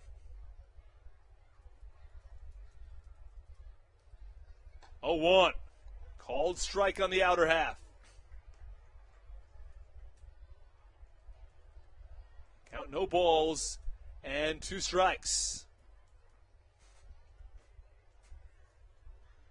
Base path's empty. Dario Polanco looking for a 1-2-3 inning. Pitch to Mark Zagunis upstairs in the count 1-2. These 2 teams have combined for 1 run over 5.5 innings of work. Blue Crabs scored that lone run back in the 3rd inning. Back-to-back doubles is what it took.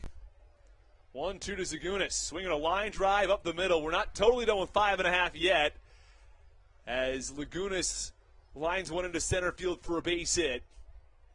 Sundberg fields on a couple hops, then tosses in. A runner on first base and 2 outs in the top of the 6th.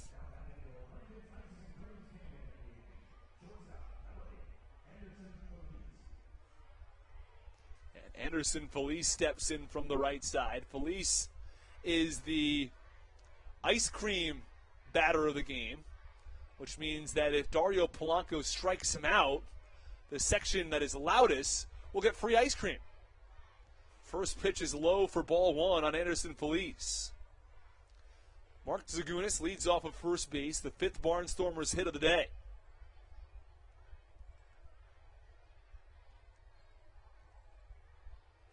Polanco the pitch. Big wave and a miss.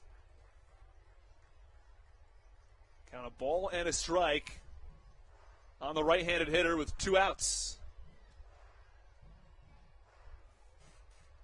Felice hitting .238 on the year. The lefty Polanco deals. Breaking ball. Really nice pitch for strike 2. As it fell right at the belt level on a looping curveball that froze Anderson Felice. Wouldn't be totally surprised to see Polanco go back to the breaking ball. Here's the 1-2. He goes fastball up and in. And it hits Anderson Felice as the home plate umpire Bill Worthington puts his arms up to halt play. I have to see exactly where that hit Felice as he tried to get out of the way of the pitch. But it might have hit him on the leg. It was right around belt high. And either way, there are runners on first and second now in the top of the sixth inning with 2 outs. So we're not totally done with 5.5 innings of play yet. The Barnstormers are threatening with runners on first and second. As Trace Laird comes to the plate.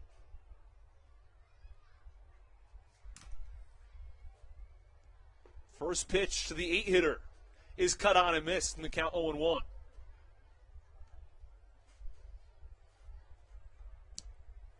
So after Dario Polanco induced a fly out to right and a grounder to second, Mark Zaguna singled up the middle, and Anderson Felice has reached via hit by pitch.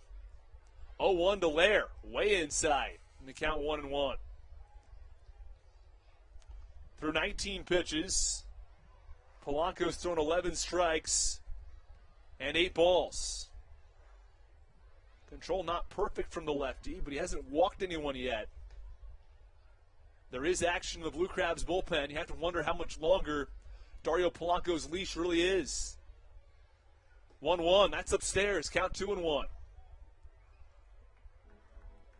Blue Crabs have won 10 straight, looking for their 11th straight, but they're in trouble here in the 6th inning. They're up 1-0, but the Barnstormers have an opportunity to tie the game with a runner in scoring position and 2 outs.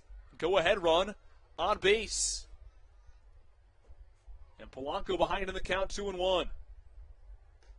Here's the pitch. Swing and a miss.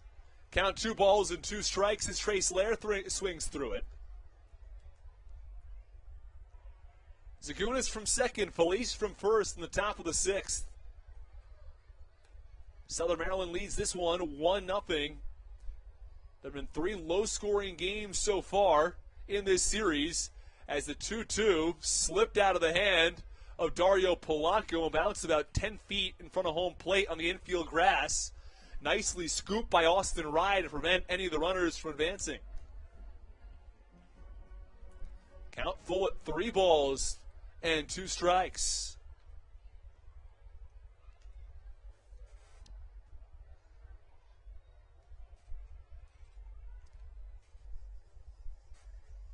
Top of the 6th inning, 1-0 Southern Maryland.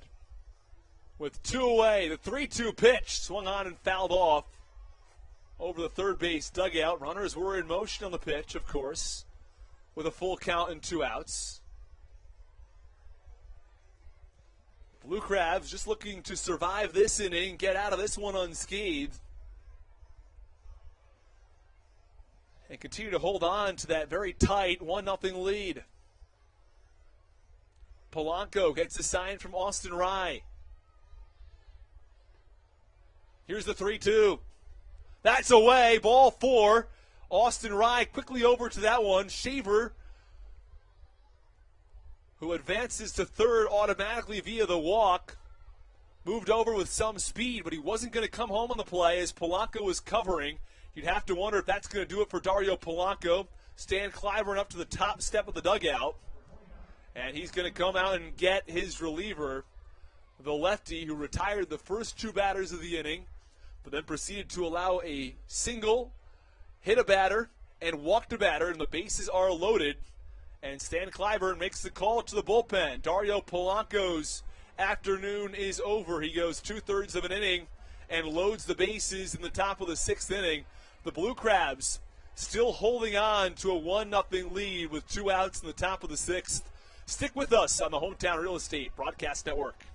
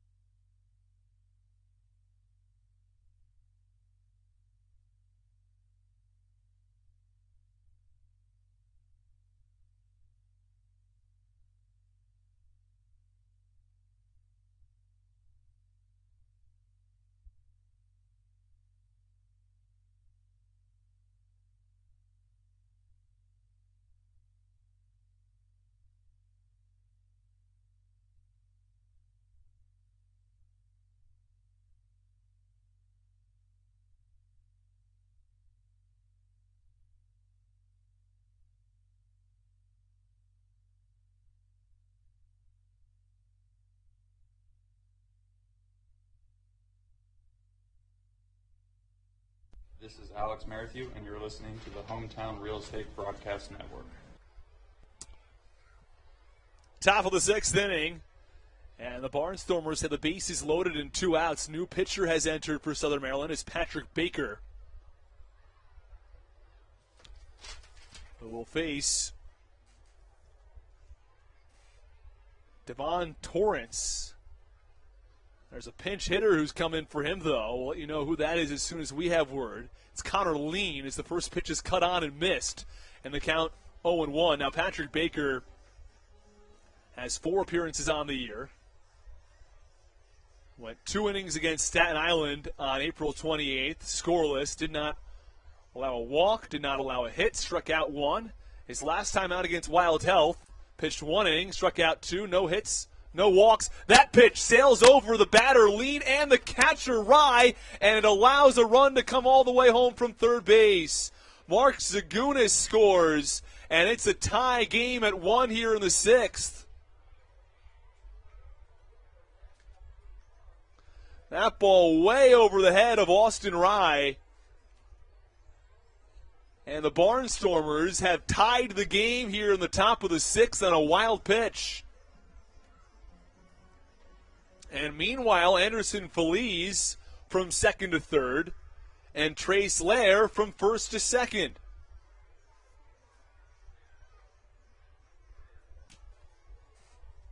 Here in the top of the 6th inning, 1-1 game.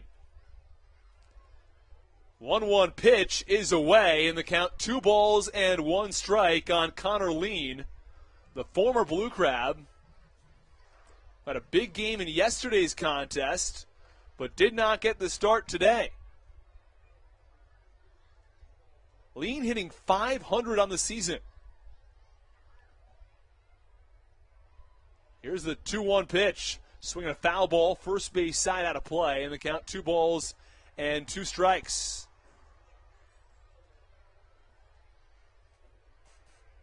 Well, Felice from 3rd, Lair from 2nd.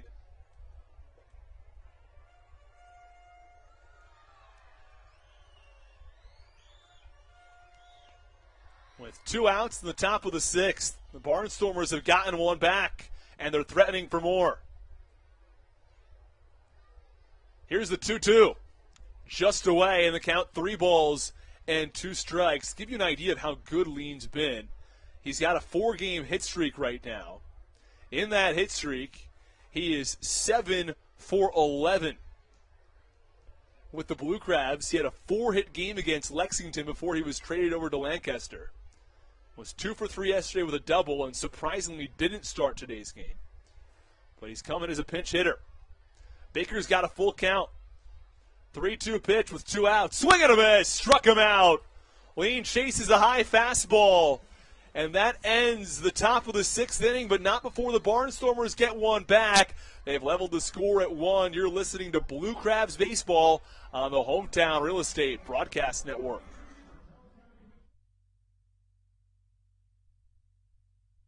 Dalton Geeky, and you're listening to the Hometown Real Estate Broadcast Network.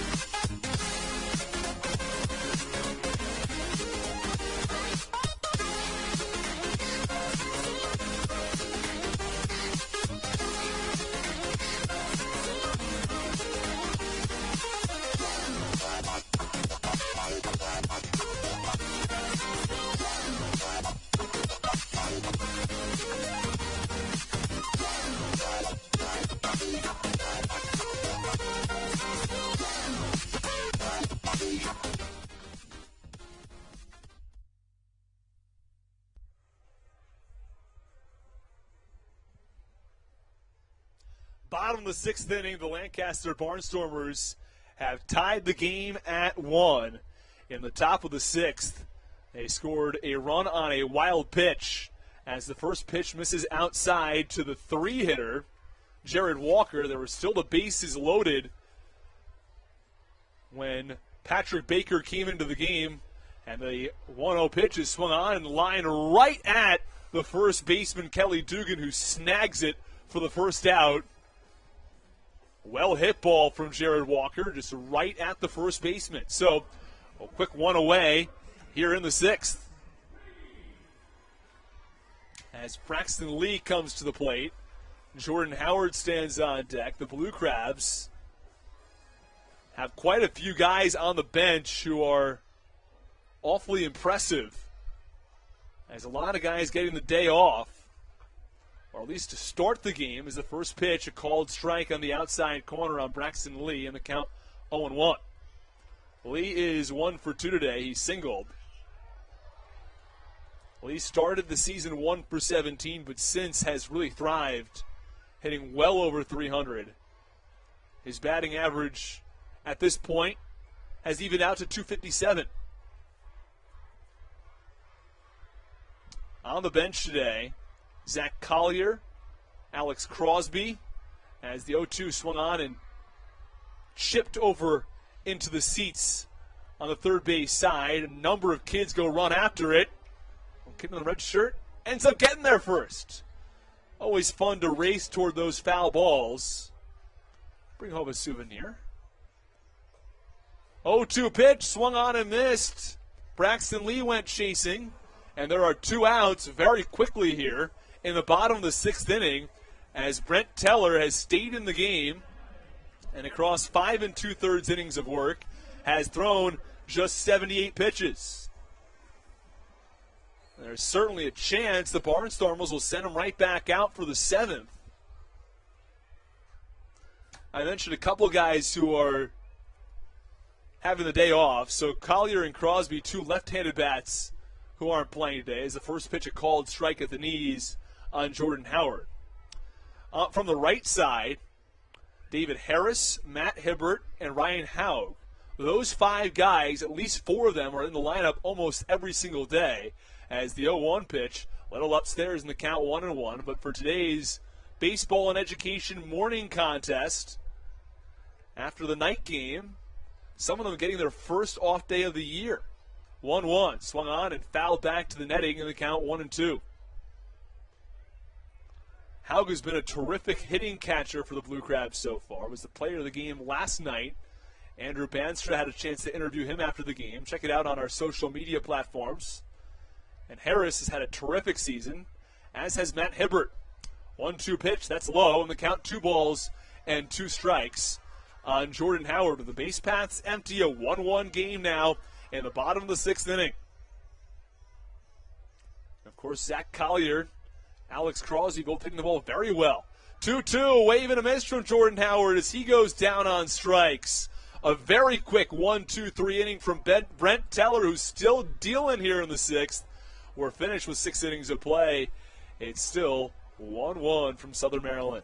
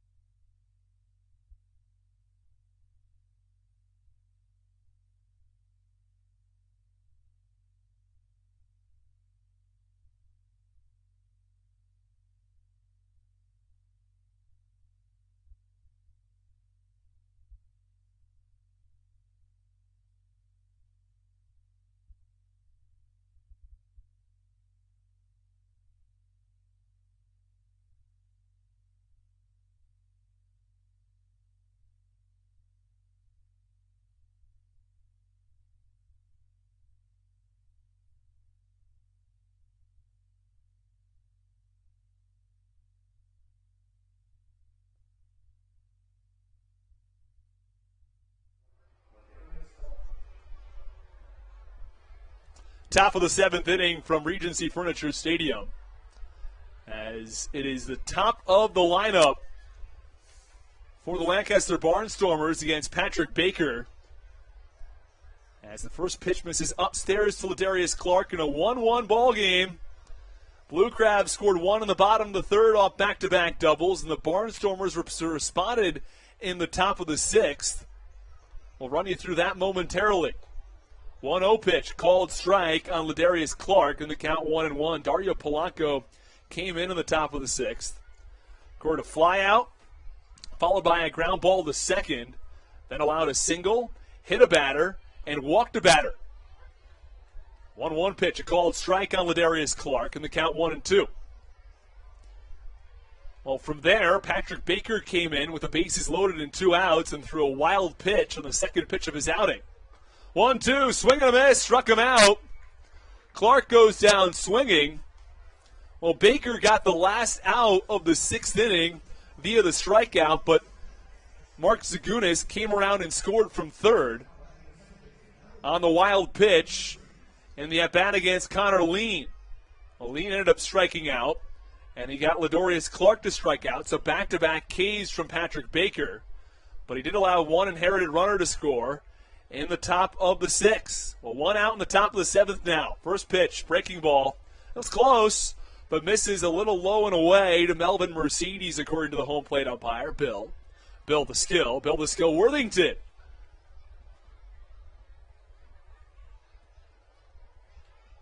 Baker set, 1-0 pitch, that's up and away, and the count 2-0. Base paths empty in the top of the 7th. The Barnstormers had out-hit the Blue Crabs 5-4. Southern Maryland has had just 5 base runners all day. For Lancaster, they've had 9. 5 hits and 4 walks.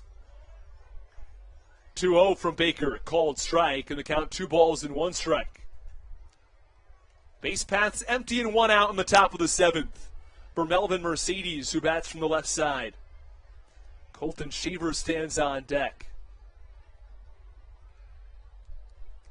Flag motionless out there in right center as the 2-1 pitch is cut on and fouled back, and the count 2 balls and 2 strikes. Shaver, he's 0 for 3. He's on deck with 2 strikeouts. Melvin Mercedes, who's at the plate, 0 for 2. He's reached twice, though, once on a walk, once on an error from Michael Baca. Home plate umpire Bill Worthington calls time.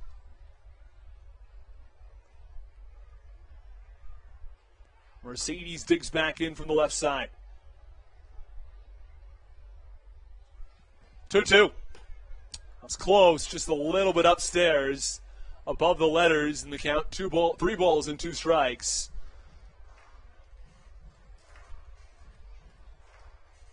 Mercedes has already walked once. One of 3 walks allowed by Mitch Lamson. 3-2 from Baker. That's inside, ball 4.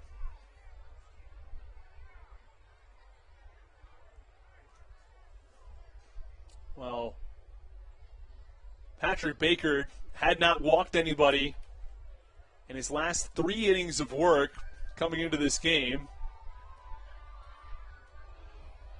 As he had 2 innings of work against Staten Island, both of which were 1-2-3 innings, and a 1-2-3 inning against the Wild Health Genomes.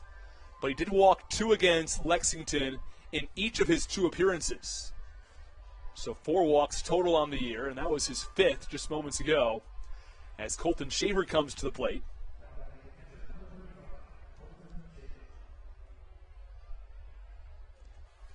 Ladarius Clark led off this inning with a strikeout. Melvin Mercedes walked with 1 away. Patrick Baker set, pitch, swing and a miss. Count 0-1. Baker's got good stuff and good velocity.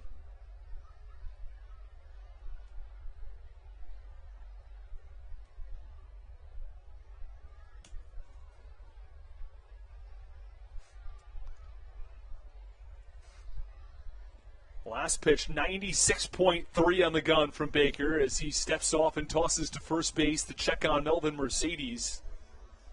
His fastest pitch so far today, 96.8. He's got MLB quality velocity, and the control for the most part is there. 0-1, a pitch out, as Baker worried about Melvin Mercedes. Count a ball and a strike. The runner on first base and one out. Shaver digs back in from the right side. And Patrick Baker steps off to toss to first yet again. Well, Melvin Mercedes on base for the third time this afternoon. He walked in the first. He flied out in the third. Reached on an error in the fifth and then walked again here in the seventh. And he's creating some headaches for Patrick Baker. Here's the 1-1. Swinging a line drive, right center field. Braxton Lee moves in, makes the catch. And Melvin Mercedes, who is quite far off of first base, scurries back to the bag. Fast enough to not even induce a throw from Braxton Lee. 2 away in the top of the seventh inning. Runner on first base. Patrick Baker's now gone an inning of a work. 19 pitches, 10 strikes, 2 strikeouts along the way as Kelly Dugan steps in.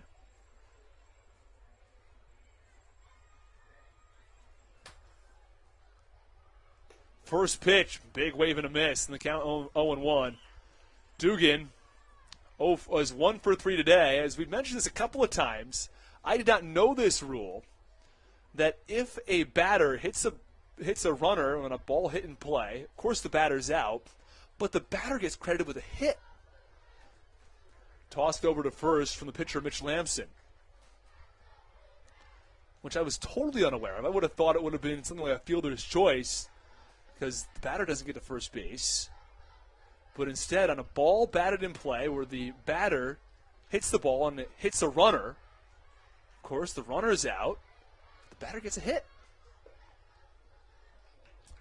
Well, the 0-1 pitch is low, and the count 1 ball and 1 strike on Kelly Dugan.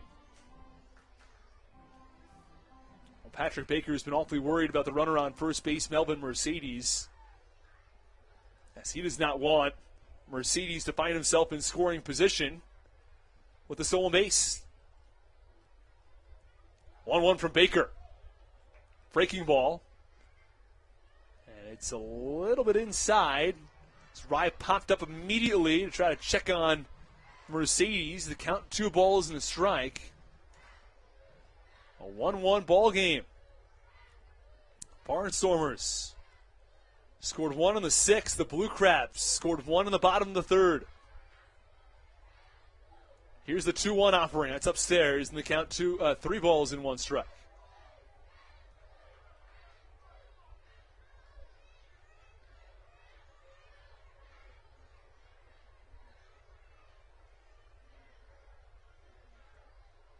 Count 3 balls and 1 strike. We'll get back to some trivia, folks. Don't worry about it. We've got Baseball and Education Day. Have a little more geography baseball questions about where MLB players are from as the 3-1 pitch is cut on and missed. Count 3 and 2. And that brings us actually to our next question. And it is, first of all, which country has the second most MLB players? From which country are the second most MLB players? So, the first, of course, the United States. But which country has the second most major leaguers? We'll give you that answer in the bottom of the 7th. Here's the 3-2 pitch. That's upstairs. And it is a walk for Kelly Dugan. Runners on first and second now with 2 outs. We'll give you in. It is an island nation. And after that, we're going to see if you can figure out where it is on the world map for Baseball and Education Day. You got to know your geography, as the elementary school kids are having a blast here at the ballpark today. Top of the 7th inning. Runners on first and second with 2 outs. The Barnstormers won and the Blue Crabs won from the Reg in Waldorf. Here's the pitch. It bounces in front of home plate. Austin Rye quickly out there to get it. And the count 1 ball and no strikes.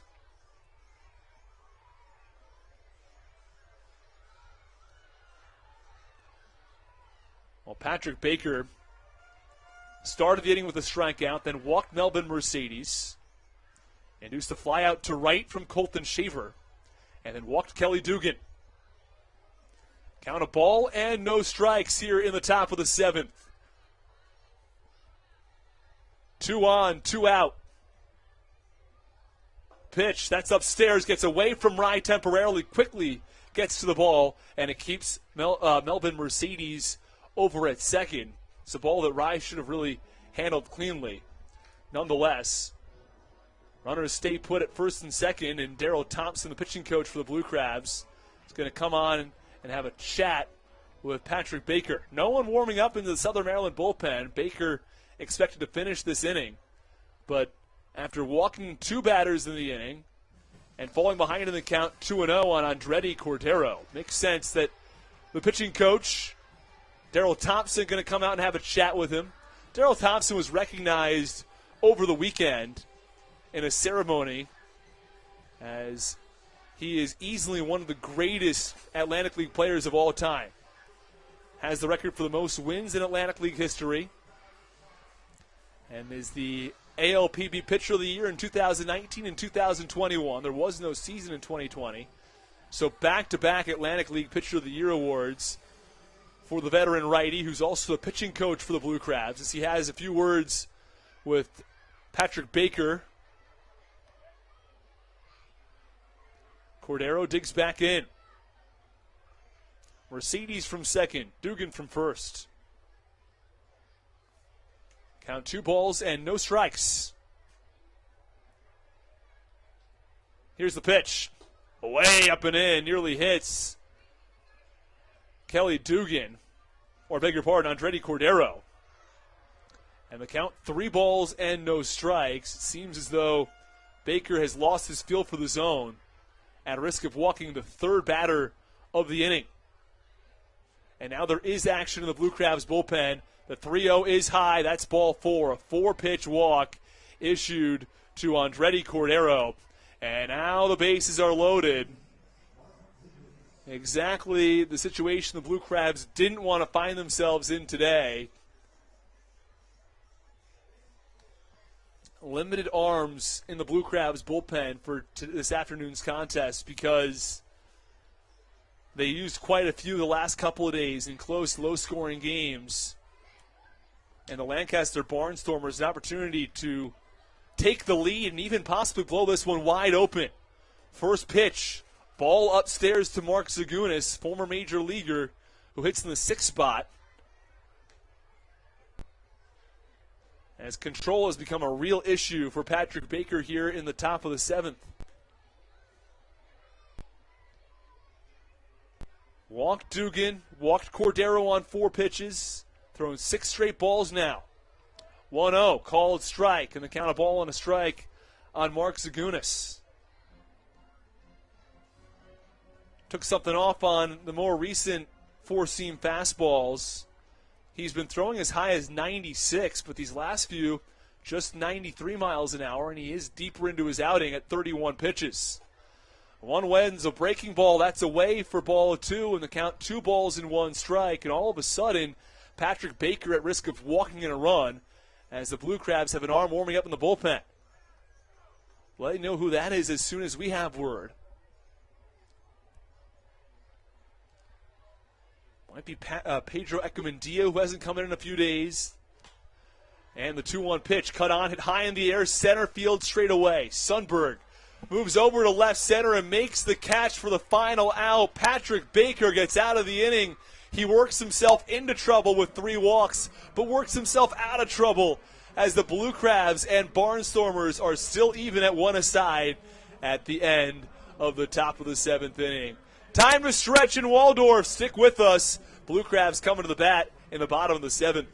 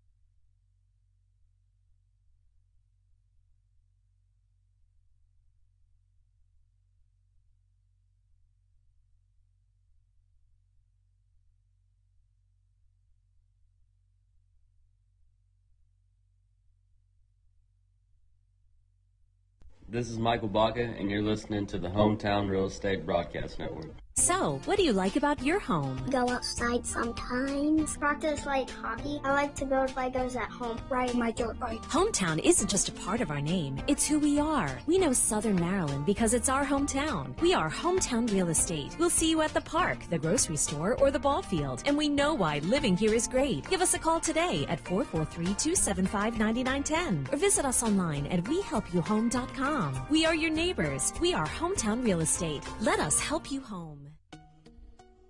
This is Michael Baca, and you're listening to the Hometown Real Estate Broadcast Network. Bottom of the 7th inning. Blue Crabs and Barnstormers even at 1 as the first pitch from the new pitcher, Tyler Laporte. This is outside for ball 1. It is 6, 7, and 8 in the Blue Crabs order. Raul Shah, Michael Baca, and Austin Rye due up. Laporte, 25 years old. The pitch, swinging a hard ground ball just past the third baseman, Trace Lair, for a base hit. Shah digging for second, and he has himself a leadoff double. His second hit of the day. And Raul Shah with a hot shot. Trace Lair got a piece of it. Definitely going to go down as a base hit, though. And the Blue Crabs threatening here in the bottom of the 7th with a leadoff double as Michael Baca now comes to the plate. The Blue Crabs have 5 hits in today's game. 2 of them from Raul Shah. The other 2 from the 8 and 9 hitters. 1 from Austin Rye, 1 from Ian Yetzko. Braxton Lee, the cleanup hitter, does have a base hit, but most of the production coming from the bottom of this Blue Crabs order. They knew they were going to have other heroes to keep this 10-game win streak alive and extend it to 11 games as the 7-hitter Michael Baca squares around and pulls back the bunt.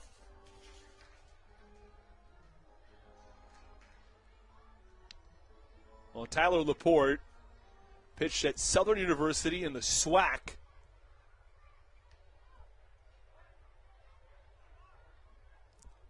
And now plays for Lancaster primarily as a pitcher. And this one is popped up in the infield. And that's going to be a pop out as it was caught by Tyler Laporte.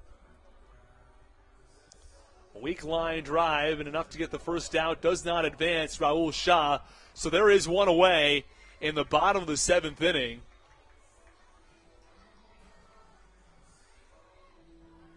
And it is the 8-hitter Austin Rye to dig in. Just to go back on Laporte for a moment. The 25-year-old has gone 2 1/3 innings so far this year.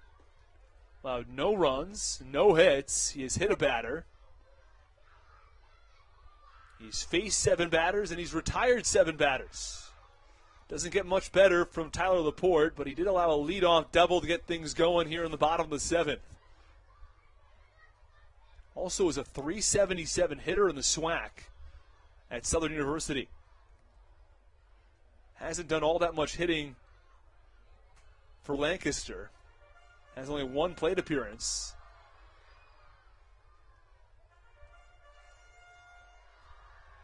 As Tyler Laporte gets a new ball, he takes on Austin Rye, the right-handed hitting catcher, who has a double already, came around to score the Blue Crabs' lone run way back in the 3rd inning.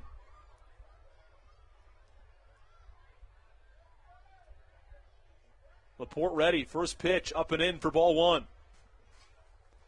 Count 1 ball and no strikes. 1 out in the bottom of the 7th inning. In a 1-1 ball game, the Blue Crabs looking to keep their 10-game win streak alive and extend it to 11. It's already the longest streak in franchise history. Tops the previous streak, which was 8 games, set back in 2013 and 2015. And the pitch comes way up and in and hits Austin Rye.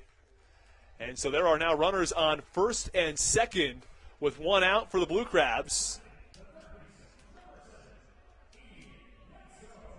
And it's up for the 9-hitter, Ian Yetzko.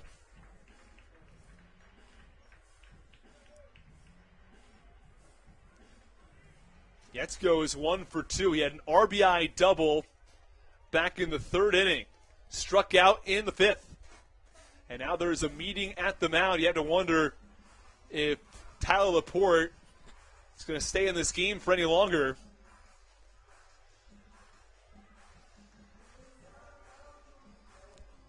Well, manager Ross Peoples out there, but it looks like he's going to have a conversation with his infield. Make sure everybody's on the same page for Ian Yetzko and Jack Sundberg. Yetzko has just 3 at-bats this season. His OPS last time around was 2,500, but this at-bat down to 1,667. Still not bad. Still top of the league. Not exactly qualifying with just 3 at-bats, but hey, he is 2 for 3, and he's driven in the lone run today.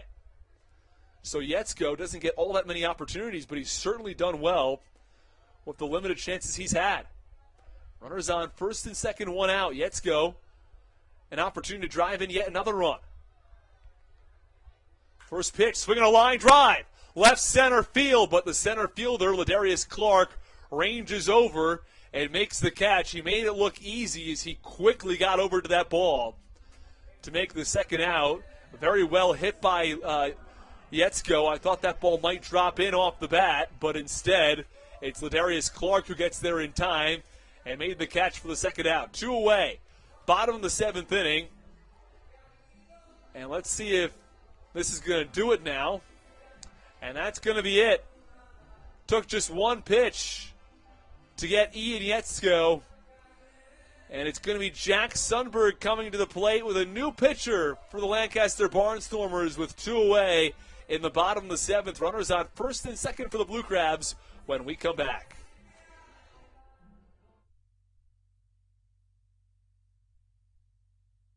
This is Michael Baca, and you're listening to the Hometown Real Estate Broadcast Network. So, what do you like about your home? Go outside sometimes. Practice like hockey. I like to build Legos at home, ride my dirt bike. Hometown isn't just a part of our name, it's who we are. We know Southern Maryland because it's our hometown. We are Hometown Real Estate. We'll see you at the park, the grocery store, or the ball field. And we know why living here is great. Give us a call today at 443-275-9910 or visit us online at wehelpyouhome.com. We are your neighbors. We are Hometown Real Estate. Let us help you home.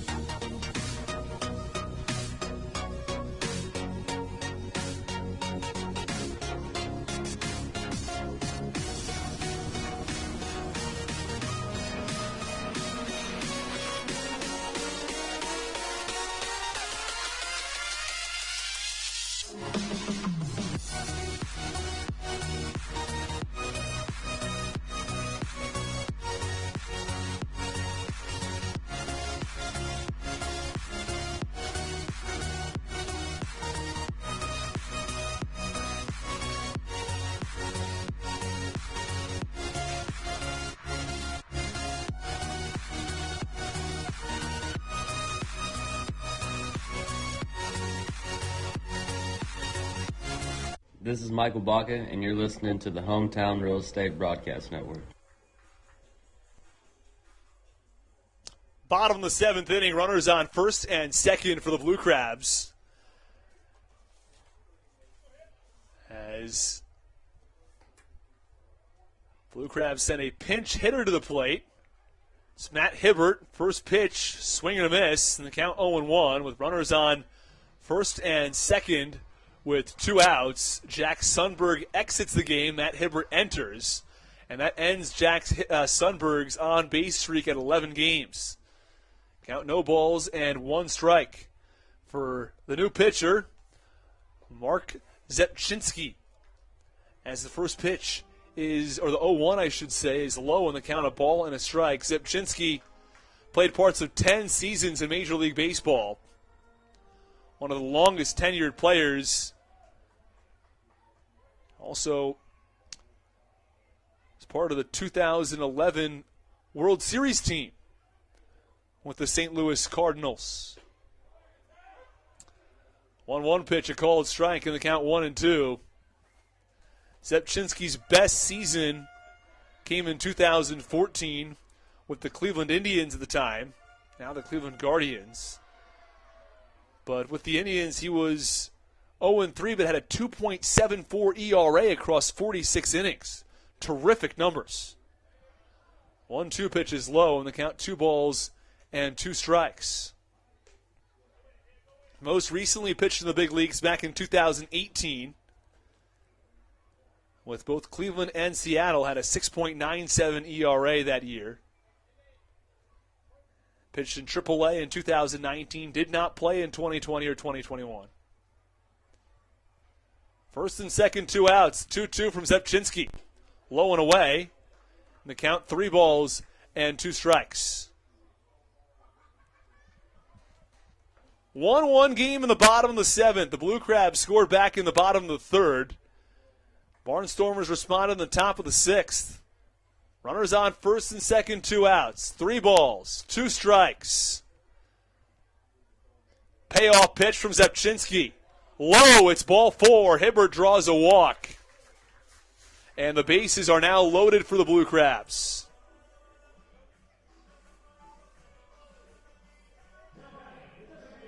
Let's go over how we got here. Raul Shaw led off to the bottom of the 7th, I should say, with a hot shot double down the 3rd baseline.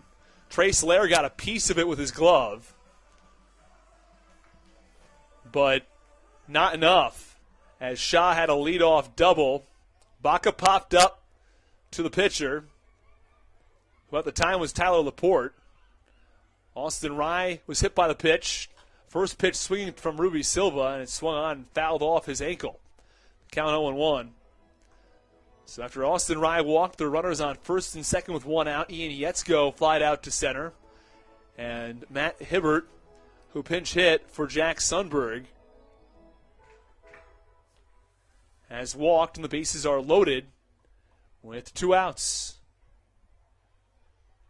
Count no balls and a strike on Ruby Silva.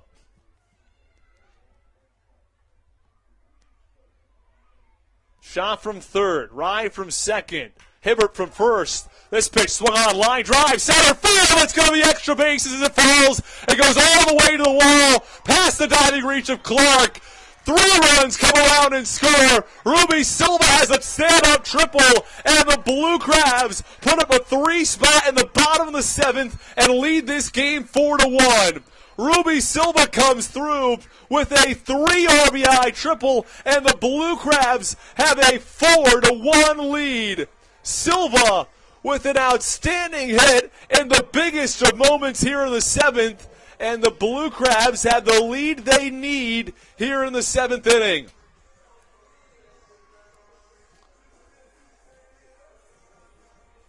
Shaw, Rye, and Hibbert all came around to score.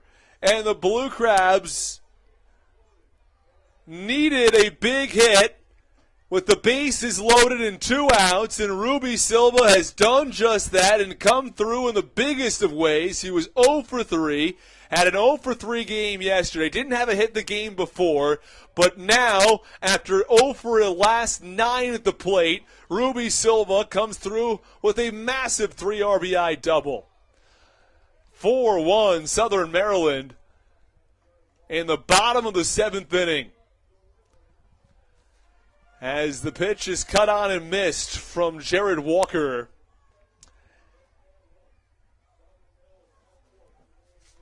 Well, the Blue Crabs have a 10-game winning streak on the line today. Things looked awfully murky coming into the 7th inning, but the Blue Crabs now have a comfortable 3-run lead as they head to the 8th. You'd have to think Nick Wells and Dalton Geekie might be available this afternoon. Try to get the save as Mark Zepchinski has run into trouble. The former big leaguer. As the 1-1 pitch is cut on and missed from Jared Walker in the count 1-2.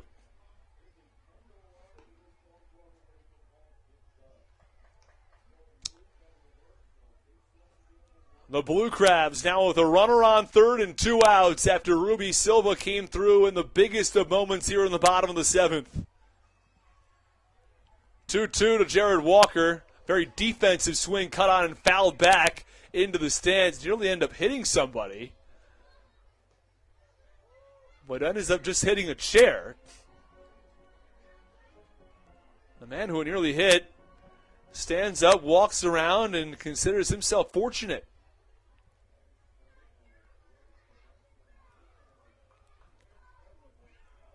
Braxton Lee on deck. 2-2 pitch. Swing and a miss. Oh, I beg your pardon. Foul tip. Colton Shaver couldn't hang on to it. Walker didn't get much of it, but enough to stay alive. So let's run back through this inning. Shaw led off with a double. Baca popped out to the pitcher. Austin Rye walked to put runners on first and second.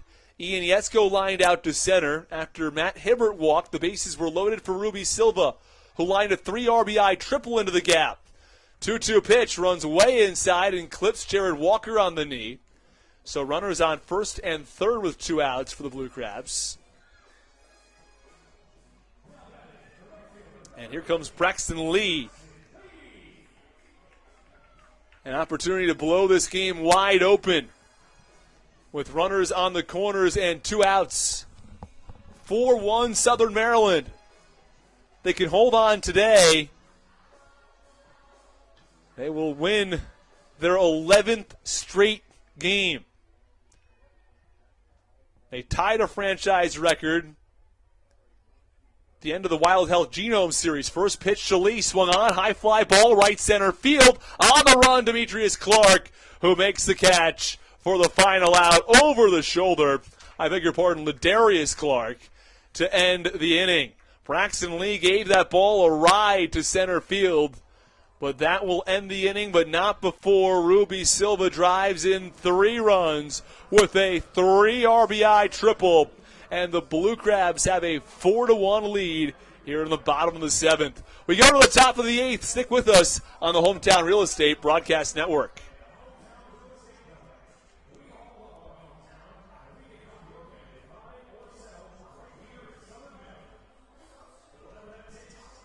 This is Andres Briceño, and you're listening to the Hometown Real Estate Broadcast Network.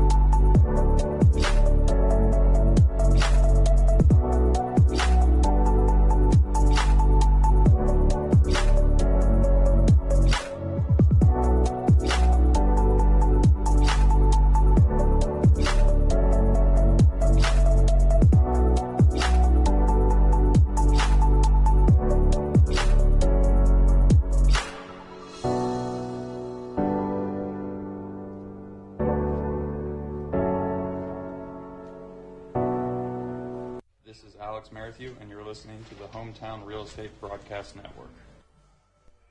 Top of the 8th inning, the Blue Crabs got the run support they needed in the bottom of the 7th.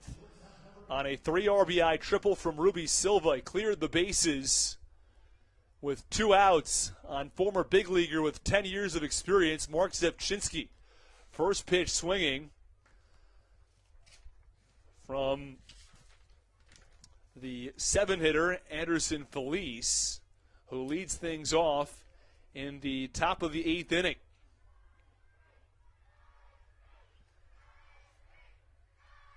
Oh, 1. Breaking ball for a called strike. New pitcher in the game for the Blue Crabs. It's Nick Wells, who has been nothing short of incredible so far this year. 6 innings of work. He's allowed 2 hits and 2 walks. Good for a 0.67 or whip and a 0 ERA. 0-2 is up and away, and the count 1 ball and 2 strikes. We'll get back to our trivia question now. The question was, what country has the second most MLB players? The answer to the trivia question, the Dominican Republic. 1-2, cut on and miss, struck him out.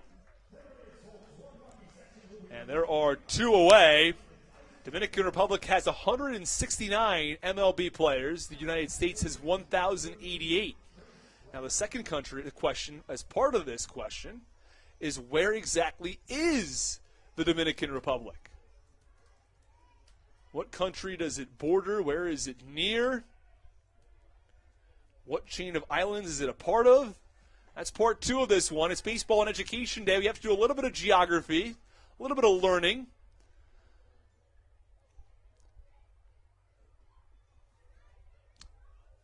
Here is the 8-hitter, Trace Lair. Digs in from the left side.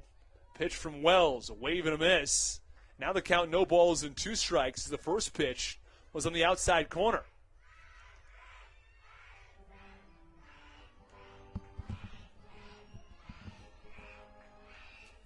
Base paths empty for Nick Wells, who's making his 6th appearance of the year. He's gone 7, or he's now gone 6 1/3 innings. This is his 7th inning of work. And the 0-2, swing and a miss, another strikeout. Back-to-back Ks from Nick Wells. And there are 2 away.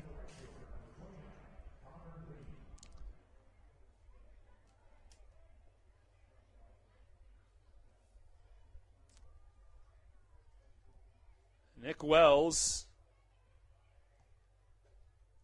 throwing in the low 90s with a 4-seam fastball and a cut fastball. As the first pitch, a wave and a miss on Connor Lean, who pinch hit for Devon Torrance earlier in this game.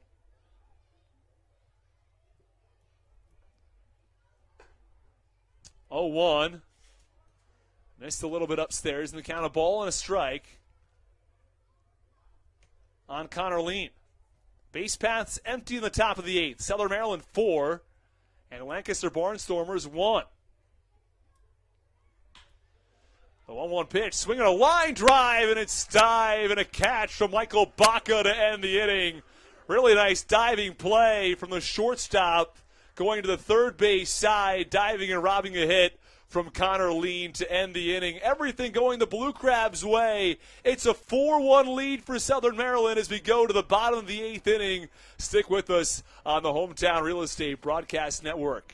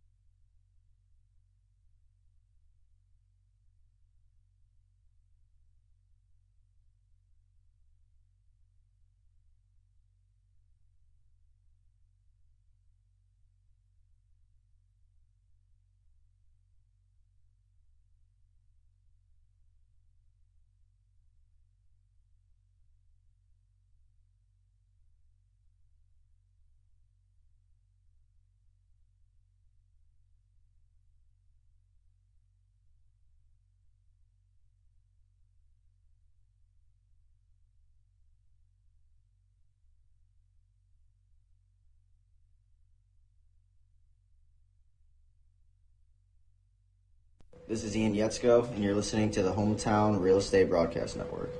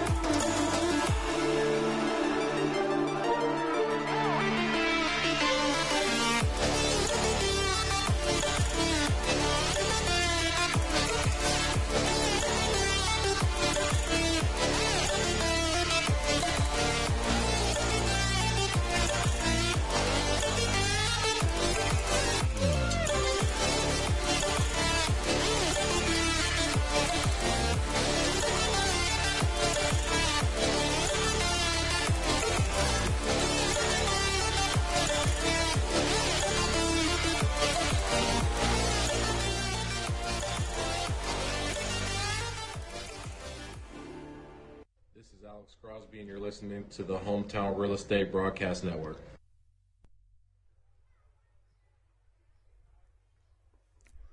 Bottom of the 8th inning from Regency Furniture Stadium as the Blue Crabs will send 5, 6, and 7 in the order to the plate. First pitch to Jordan Howard is a called strike. New pitcher in the game for the Lancaster Barnstormers. It's Scott Schumann. Try to keep this at a 3-run game. It's after the Blue Crabs turned to Nick Wells in the 8th, who had a 1-2-3 inning, unsurprisingly, after how good he's been this year, as the 0-1 pitch up and away for a ball in the count 1-1. The Blue Crabs have won 10 straight games. They can finish this one off in the 9th, increase to an 11-game win streak as the 1-1 pitch is cut on and missed, the count 1-2. Scott Schumann has pitched as high as AAA as he pitched in the Mexican League back in 2018.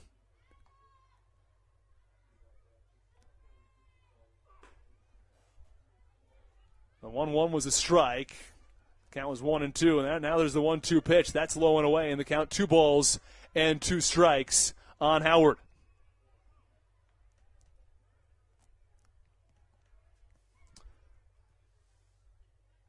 Schumann played an affiliated ball up until 2013 at the age of 25 as the 2-2 pitch is swung on and fouled back.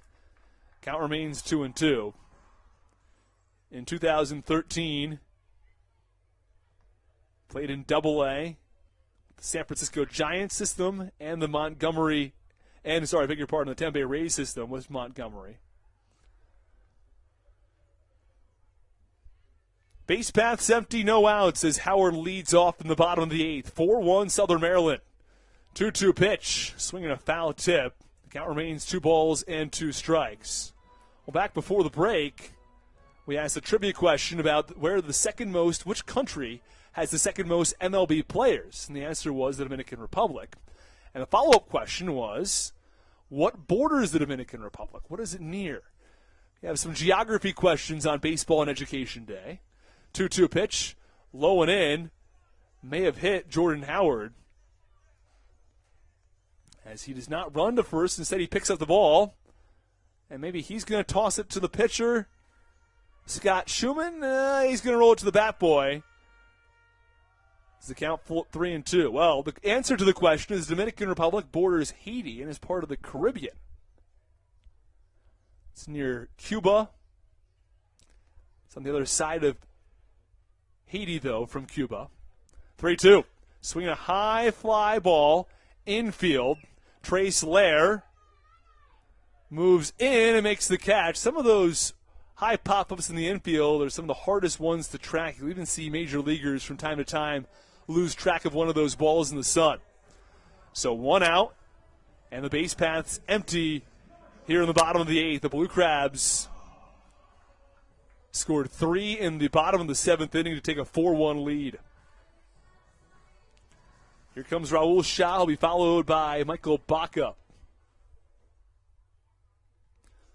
I think Stan Clyburn's goal was not have to use any of the guys who didn't get the start today. Give them a full day off. Check swing from Shah. Motion down to the first base umpire. And the first base umpire in today's game, Jim Clayton, says he didn't go around, and the count of ball and no strikes. 1 out, bottom of the 8th inning.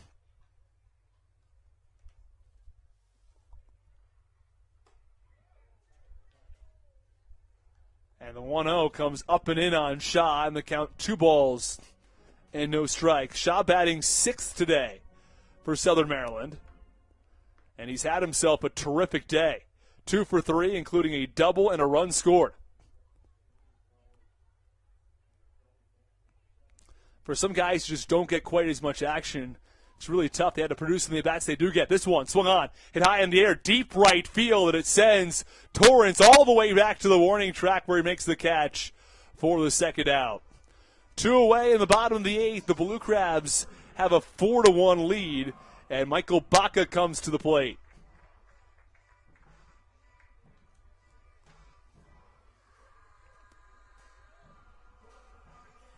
As we come up on 2 p.m. here on the East Coast, a day game at the Reagan Waldorf Regency Furniture Stadium. A morning start at 11 a.m. as you had a number of elementary schools around the area here at the ballpark. First pitch swinging from Michael Baca, and he fouls it back to the netting, and the count no balls and 1 strike. 2 away. No one could find a way to get a hit in the early going. The Blue Crabs finally scored a run in the 3rd off of a pair of doubles. The Barnstormers were kept off the board until the 6th on a wild pitch with the bases loaded. Pitch to Baca. It's away, and the count 1 ball and 1 strike. And then in the bottom of the 7th inning, it was Ruby Silva who ripped a 3 RBI double into the gap in right center and gave the Blue Crabs a 4-1 lead. 1-1 pitch, swinging a soft line drive. The shortstop, Anderson Feliz, leaps and makes the catch for the final out.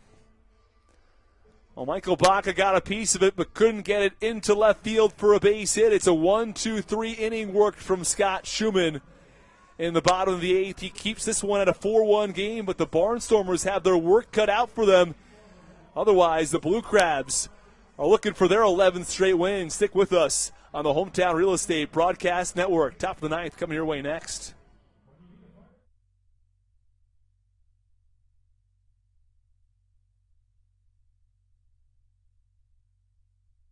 This is Ian Yetzko, and you're listening to the Hometown Real Estate Broadcast Network.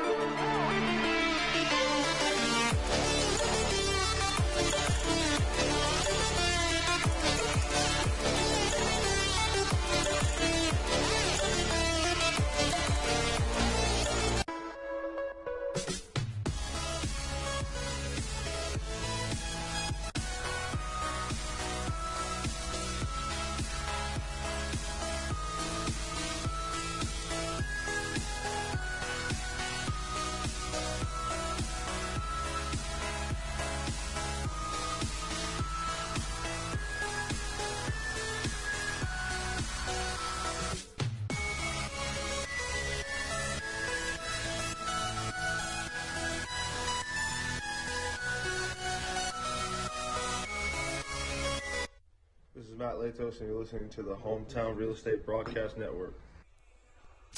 Well, I certainly didn't expect Matt Latos to be available in tonight's game, but he is. And Matt Latos has entered this game in the top of the ninth inning with the Blue Crabs ahead 4-1. Latos worked each of the last 2 days and then also picked up a save back on May 1st. So 3 of the last 4 days Latos has entered. And he looks to get his 4th save in as many appearances and his 4th save in the span of 5 days.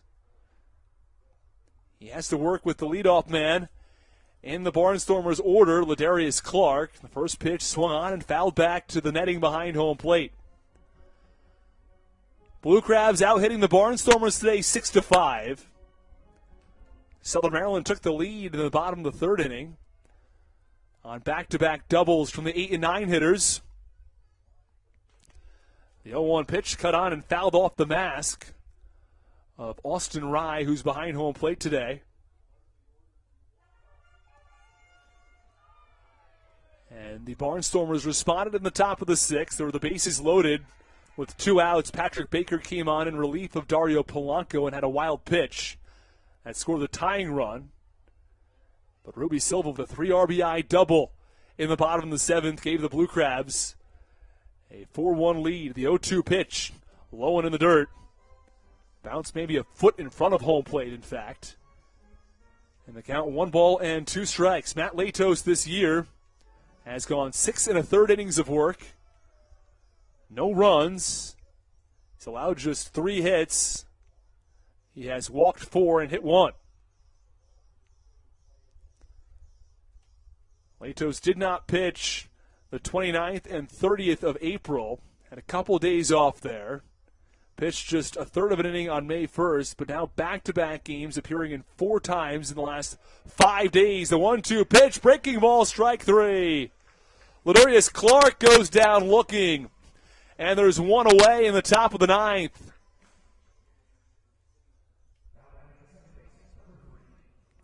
The Blue Crabs looking for their 11th straight win.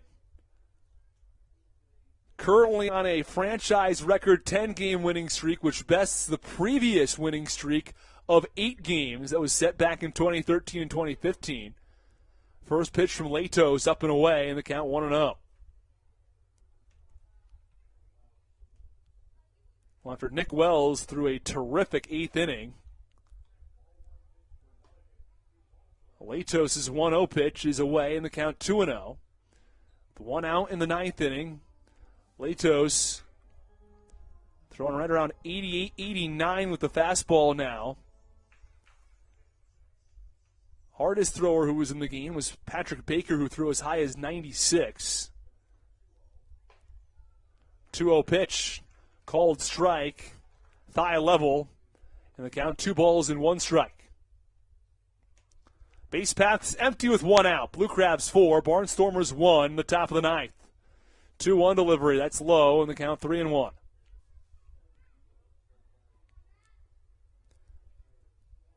If you're looking for the pitcher of the year for the Blue Crabs, it's hard to find one because there have been so many outstanding arms. 3-1 pitch, called strike on the outer half. Melvin Mercedes, the batter, tossed his bat, thinking he was headed over to first base with a walk. But time for Mercedes to step back in as Bill, the skill, Worthington, called strike 2 on him.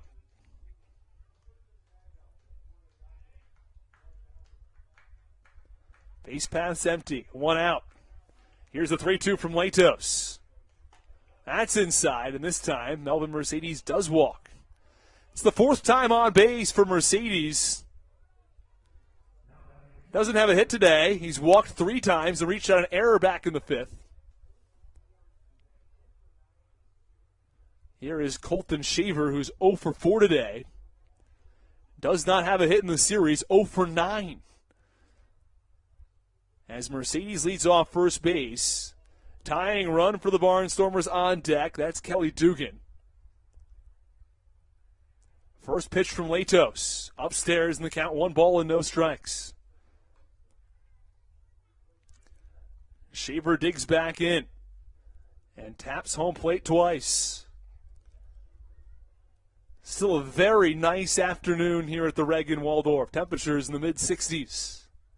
Latos tosses over to first to check on Mercedes. Melvin Mercedes walked in the first, reached on an error in the fifth, walked in the seventh, and walked again here in the ninth. But lucky for Latos, the Blue Crabs have some breathing room, up 4-1. First pitch, big wave and a miss from Colton Shaver. Following Shaver will be Kelly Dugan and Andretti Cordero, if necessary.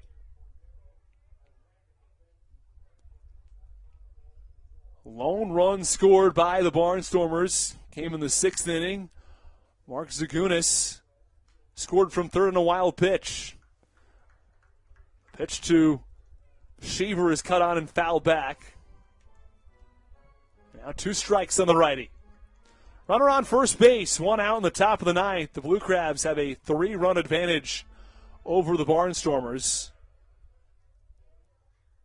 After a first pitch ball to Shaver, last 2 have been strikes from Matt Latos, who again I'm surprised is available today after pitching the last 2 games and appearing in 3 of the last 4. The 1-2 pitch, I should say, swung on and grounded through the left side for a base hit. Not a well-hit ball, but a seeing eye single through the hole between shortstop and third. And runners on first and second now for the Barnstormers. And here is the tying run. It's Kelly Dugan at the plate.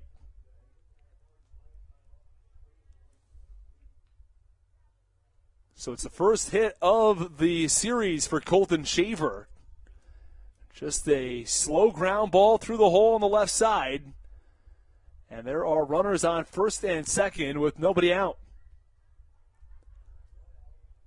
Latos, the pitch. Low and away on Kelly Dugan. Kelly Dugan, the only runner that really matters here for the Barnstormers. The last thing they want to do is have either Melvin Mercedes or Colton Shaver thrown out on the base paths. The 2 of them have to score for Kelly Dugan's run to matter, and no reason to make them score any faster. So I'd imagine if it's a single, they probably won't send Mercedes. And the pitch, that's low. The count 2 balls and no strikes. Again, a little surprising that Matt Latos is working in his 4th game in 5 days, and the only off day he had was a team's off day. Had the save on Sunday against the Wild Health Genomes, then picked up the save in Game 1 and Game 2 against the Barnstormers after the off day on Monday. 2-0 pitch from Latos. Swinging a high fly ball, deep right field, sends Lee back to the wall, and it is gone! A 3-run home run from Kelly Dugan, and it ties the game at 4 here in the 9th. And Kelly Dugan rounds third as the Lancaster Barnstormers have stormed back with 3 in the 9th on a 3-run shot from Kelly Dugan. So after the initial out getting a strikeout on Ladorius Clark, Melvin Mercedes walked, Colton Shaver singled, and Kelly Dugan has hit a 3-run home run to tie the game.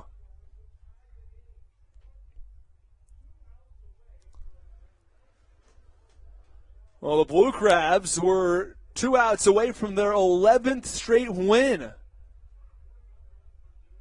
The first pitch misses away to Andretti Cordero. And now the pitch swung on and fouled back. So 3 runs scored from the Barnstormers. The 1-1 pitch, that's low, and the count 2 balls and a strike. 2-1. That is low, and the count 3 balls and a strike. You wonder for the Blue Crabs, they're going to try to get anybody up in the bullpen after the 3-run home run allowed from Latos. 1-0 pitch, the 3-1 pitch, I should say, swung on and popped up first base side. Walker ranges over And he makes the catch over toward the Barnstormers dugout for the second out.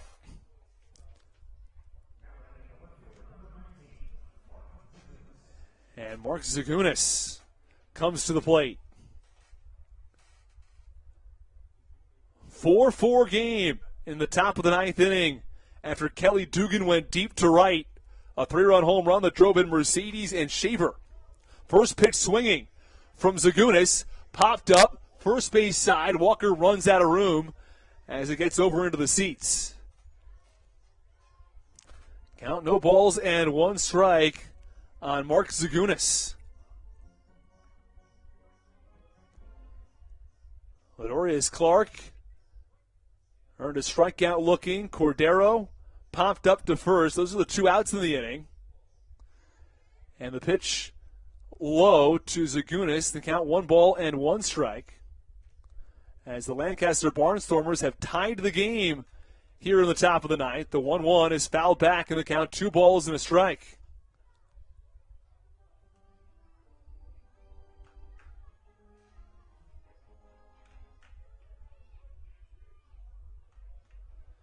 One ball and 2 strikes. The pitch called strike 3. Latos strikes out Zagunis to end the top of the ninth, but not before the Lancaster Barnstormers tie the game with a 3-run home run. We go to the bottom of the ninth. Blue Crabs going to try to walk it off for their 11th straight. Stick with us on the Hometown Real Estate Broadcast Network.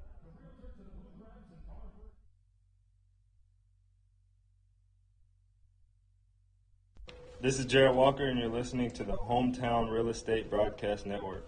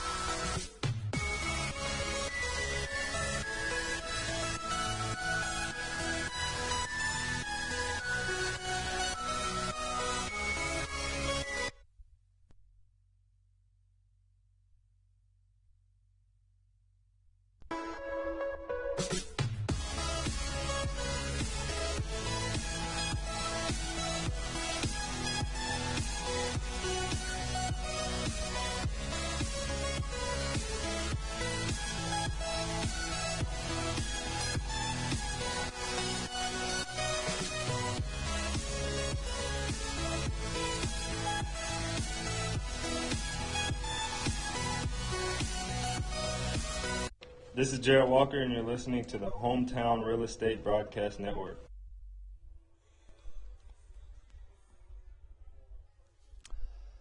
Bottom of the ninth inning, the Blue Crabs 4 and the Barnstormers 4. A 3-run home run in the top of the ninth to tie the game from Kelly Dugan. First pitch on the 8-hitter Austin Rye, a called strike, and the count 0-1. 8-9-1 due up for the Blue Crabs. Austin Rye, Ian Yetzko, and Matt Hibbert. And they're all expected to bat here in the inning. First pitch called strike, and the count 0-1. And I believe Andres Briseño is up and throwing for Southern Maryland. That would be his 3rd appearance in 3 days. Pitch from Suellentrop, the new pitcher, is swung on. A high pop-up in the infield. Melvin Mercedes gives way for the shortstop Anderson Felice, who makes the catch on the first base side of second. And a quick first out from the new pitcher, Tylen Suellentrop. We'll get to him in a moment. Last season he pitched in A-ball and high A-ball at Class A, Myrtle Beach. Pitched 18 2/3 at a 0.96 ERA at high A. Pitched 16 1/3 and had an 8.82 ERA. Totals for a 4.63 ERA. But he was released after the season, and Lancaster's got him. The 0-1 pitch now to Yetzko. Ground ball to short, throw to first, in time to get him by a step. And a quick 2 up and 2 down. As Matt Hibbert comes to the plate. Here is Matt Hibbert. Walked his first time up, came around to score on the 3 RBI double from Ruby Silva. 4-4 game here in the bottom of the 9th. The Blue Crabs were 2 outs away from winning their 11th straight, but now it's a tie game and 1 out away from facing extra innings. As Tyler Suellentrop has come in and pitched really quite well here in the 9th. 1-0 pitch. That one runs inside in the count. 2 balls and no strikes. 2 outs. Bottom 9. 4-4 game.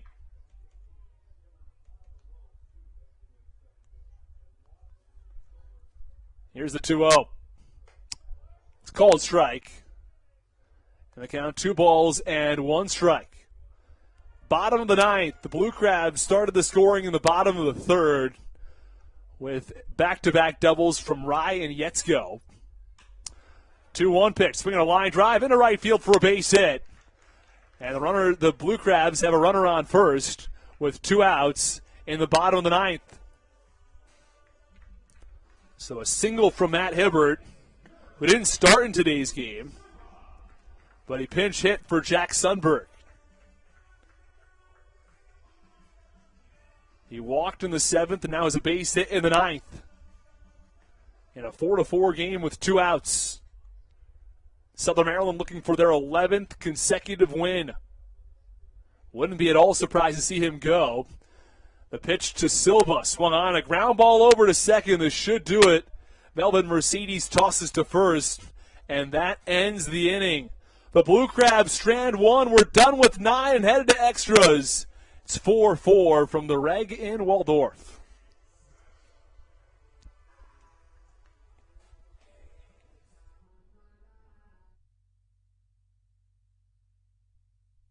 So, what do you like about your home? Go outside sometimes. Practice like hockey. I like to build Legos at home, ride my dirt bike. Hometown isn't just a part of our name, it's who we are. We know Southern Maryland because it's our hometown. We are Hometown Real Estate. We'll see you at the park, the grocery store, or the ball field, and we know why living here is great. Give us a call today at 443-275-9910 or visit us online at wehelpyouhome.com. We are your neighbors. We are Hometown Real Estate. Let us help you home.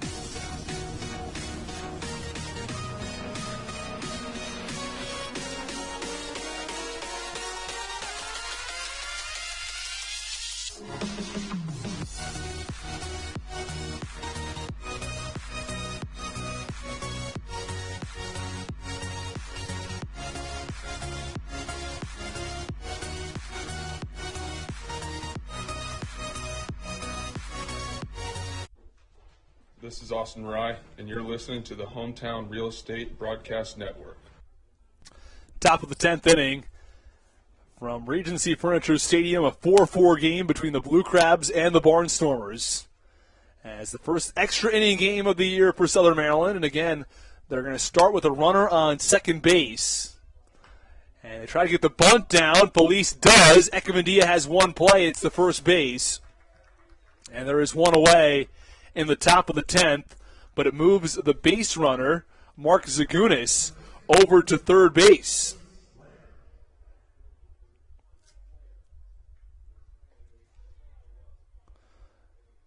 So a sacrifice bunt from Anderson Felice brings up Trace Lair, who bats from the left side. Infield is in for the Blue Crabs, trying to prevent the runner from third, Mark Zagunis, who started on second base, from coming around and scoring. Pitch from Echemendia. It's a little low in the count, 1 ball and no strikes. Connor Lean stands on deck. Former Blue Crab. As the Barnstormers came back in the top of the 9th to tie it. Pitch to Lair is swung on and lifted into center field for a base hit. Line drive into center to score the go-ahead run for the Barnstormers, and they lead this game for the first time today, 5-4. Runner on first base and only one out as Trace Lair gets the job done. He's now 2 for 4 on the day. He's reached base for the third time, and he drives in a critical run here in the 10th inning. As Connor Lean digs in, first pitch, low and in the dirt, manages to keep Trace Lair where he is for now. The Blue Crabs will start with that runner on second base, so they'll have an opportunity to match in the 10th, but for now, the Barnstormers have taken the one-run lead, 5-4. In the 10th, Southern Maryland will send 3, 4, and 5 to the plate. Walker, Lee, and Howard. 1-0 pitch. Swinging a high pop-up overhead here in the press box as the catcher, Rye, actually has room. Looked like from the initial look it was come all the way overhead, but the catcher, Rye, makes the catch for the second out. I saw that ball as it was rising, and it looked like it was going to come right over us here in the press box, but instead it stayed in the field of play. Rye had a play on it and made the catch for the second out. So runner on first now with 2 outs in the top of the 10th. 1 run in already for the Barnstormers. They've got a 5-4 lead. Pedro Echemendia has made just 2 appearances this year. Came in with a 10.13 ERA. In his first appearance, he went 2 innings, 1 hit, no runs. In his second appearance, 2/3 of an inning, 2 hits, 1 walk, 4 runs, 3 earned. And so far in the 10th, he's gone 2/3 of an inning. He allowed the run that started on second and has since recorded an out. The pitch to the leadoff man, Ladorius Clark, upstairs in the count, a ball and no strikes. Runner on first base, 2 outs.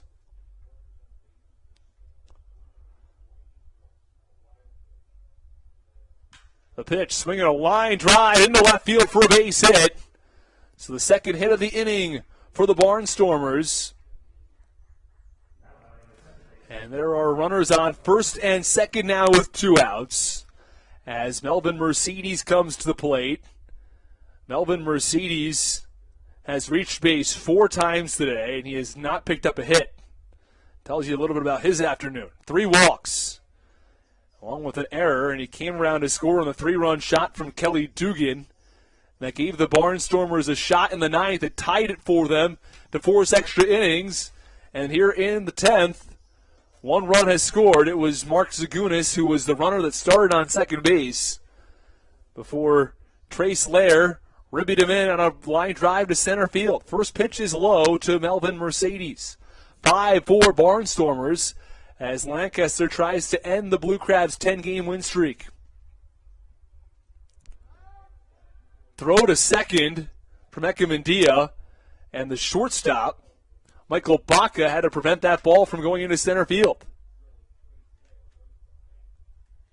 5-4 Lancaster. 2 outs. Count 1 ball and no strikes.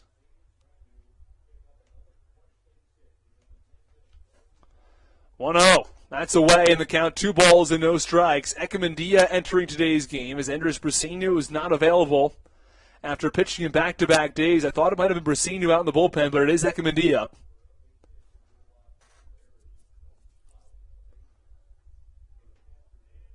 Count 2 balls and no strikes. Runners on first and second with 2 outs.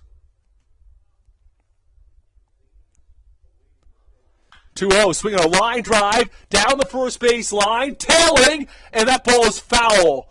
Oh, very, very close down the right field line. Would have scored both runs in all likelihood and given the Barnstormers an emphatic 7-4 advantage, but instead tailed foul.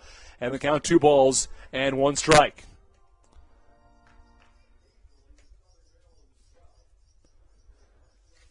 Trace Lair from second. Ladorius Clark from first. The Blue Crabs trail by 1. They led by 3 going into the 9th. But Dugan, with 1 out and runners on first and second, smashed a home run over the wall and right. 2-1 pitch. That's away. Count 3-1.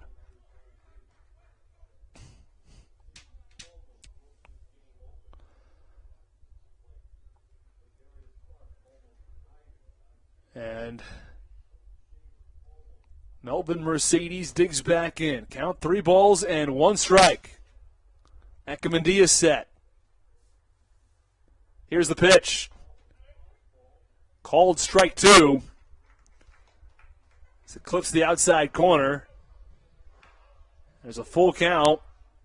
The Blue Crabs' last loss was the opening game of the year.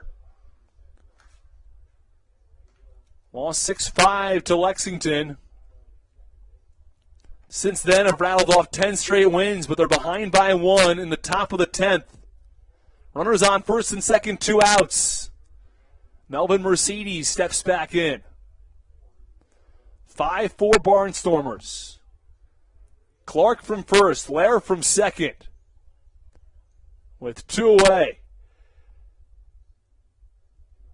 3-2 pitch upcoming from Pedro Ekamandia. Swung on and lined foul over the Legends Club. Runners in motion with 2 outs and a full count. We thank you for spending your Thursday afternoon with us as the Blue Crabs led the game for much of the way, had a 1-0 lead up until the 6th when the Barnstormers tied it. The Blue Crabs had a 4-1 lead after a 3 RBI single from Ruby Silva in the 7th. But the Barnstormers responded with 3 of their own in the 9th. Ekamandia going to have a quick conversation with Austin Rye.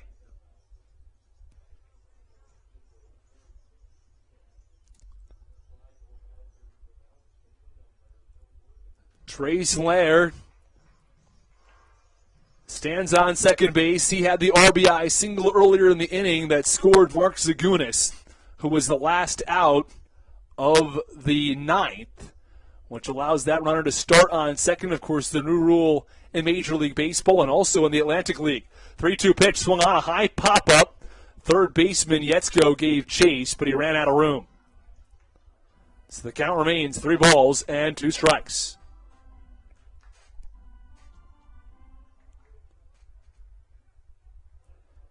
Mercedes working a very long at bat.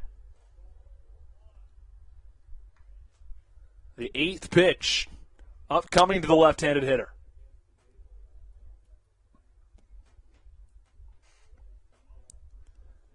Ekamandia the pitch, swinging a high fly ball, center field, straight away. Hibbert took a step back, now a step in, and makes the catch for the final out. The Barnstormers strand 2, but they score 1 in the top of the 10th. They lead at 5-4. The Blue Crabs trying to match when we come back.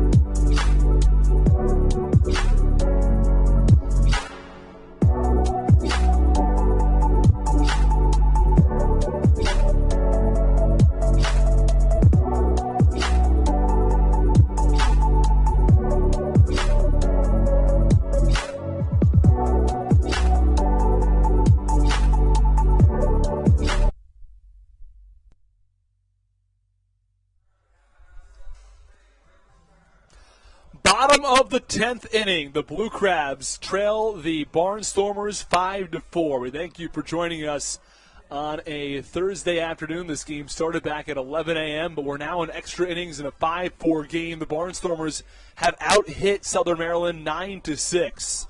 They'll start with a runner on second base. It's Ruby Silva, as Southern Maryland looks to keep their franchise record winning streak going. They've won 10 in a row, but are going to have to fight from behind here in the bottom of the 10th. Ruby Silva starts the inning on second base. So Jared Walker will come to the plate. He'll be followed by Braxton Lee and Jordan Howard.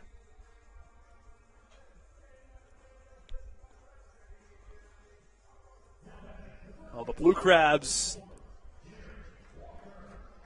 at least need to advance Ruby Silva to third.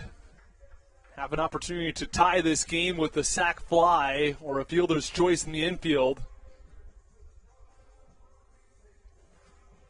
As Walker, the left-handed hitter, faces off against Chase Johnson. Johnson entering the game, trying to get the save for the Barnstormers. First pitch, low and in, and the count 1-0. Well, Chase Johnson is pitching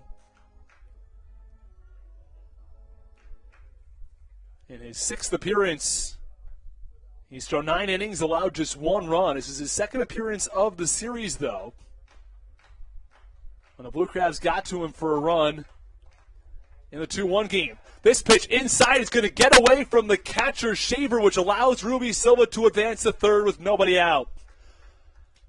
And what would normally not be all that big of a deal on a pitch that gets to the backstop, here in the 10th, critical, as the Blue Crabs have a runner on third base with nobody out.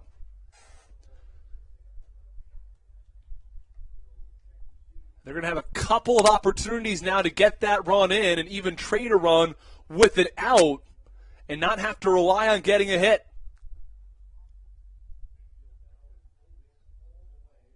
Pitch to Walker. Check swing, but he fouled it off to the third base side into the seats in the count 2-1. Walker to be followed by Braxton Lee.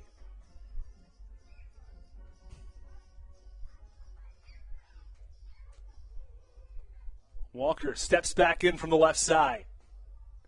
Count 2 balls and 1 strike. Ruby Silva from third and a 5-4 lead for the Lancaster Barnstormers. 2-1, that's inside. And the catcher Colin Shaver blocks that one successfully. Nearly got by him again, and that would have allowed Ruby Silva to come in from third and tie the game. Bottom of the 10th inning, if you're just joining us and you left us maybe for a little while, the Blue Crabs were ahead 4-1 after a 3 RBI single from Ruby Silva in the 7th. But then, in the top of the 9th, it was Kelly Dugan for the Barnstormers who tied the game. And in the top of the 10th, they scored the run that started on second base in the form of Mark Zagunis. 3-1 pitch, swinging a line, drive up the middle, base hit.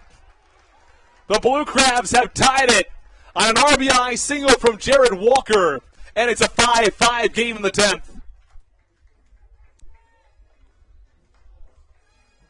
So an RBI single, the infield was playing in. I'm not sure if that ball gets through, should the infield play back.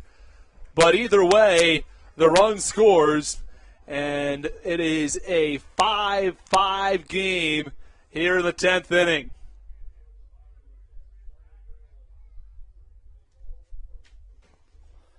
So a runner on first base with nobody out. Braxton Lee comes up. He bunts. The third baseman charges in, but he throws wildly to first. No one was there, and Lee's going to go to second. They're going to move around Walker. There is no throw to the plate. It's not in time. The Blue Crabs walk it off 6-5 on an awkward sacrifice bunt. The throw came to first base from the third baseman, Trey Slayer. Nobody was covering, and it got away, and it allows the Blue Crabs to get out of this one with a absolutely bizarre 6-5 win over the Lancaster Barnstormers in 10 innings. Southern Maryland walks it off on one of the more awkward plays you'll ever see. A bunt by Braxton Lee down the third baseline. Trace Laird charged in, did everything right, through to first, and for whatever reason, Kelly Dugan was in playing for the bunt, and nobody covered first base. Melvin Mercedes wasn't there. The pitcher, Brent Teller, wasn't there. Nobody was there, and it was thrown away, and no one was there to back up either, and the run came all the way around from first base, and Jared Walker scores the game-winning run. The Blue Crabs have won 11 straight as they win this one 6-5 in Game 3 at Regency Furniture Stadium. Oh, what a crazy back-and-forth game. The Blue Crabs finding ways to win in this 11-game win streak as Southern Maryland has done it again. Another sweep. It's their third consecutive sweep. A 3-game sweep over the Genomes, a 2-game sweep over Staten Island, and now they've swept the Lancaster Barnstormers. And we will step aside briefly. We'll break down everything in a couple moments. The Blue Crabs winners tonight, 6-5 over the Lancaster Barnstormers in 10 innings.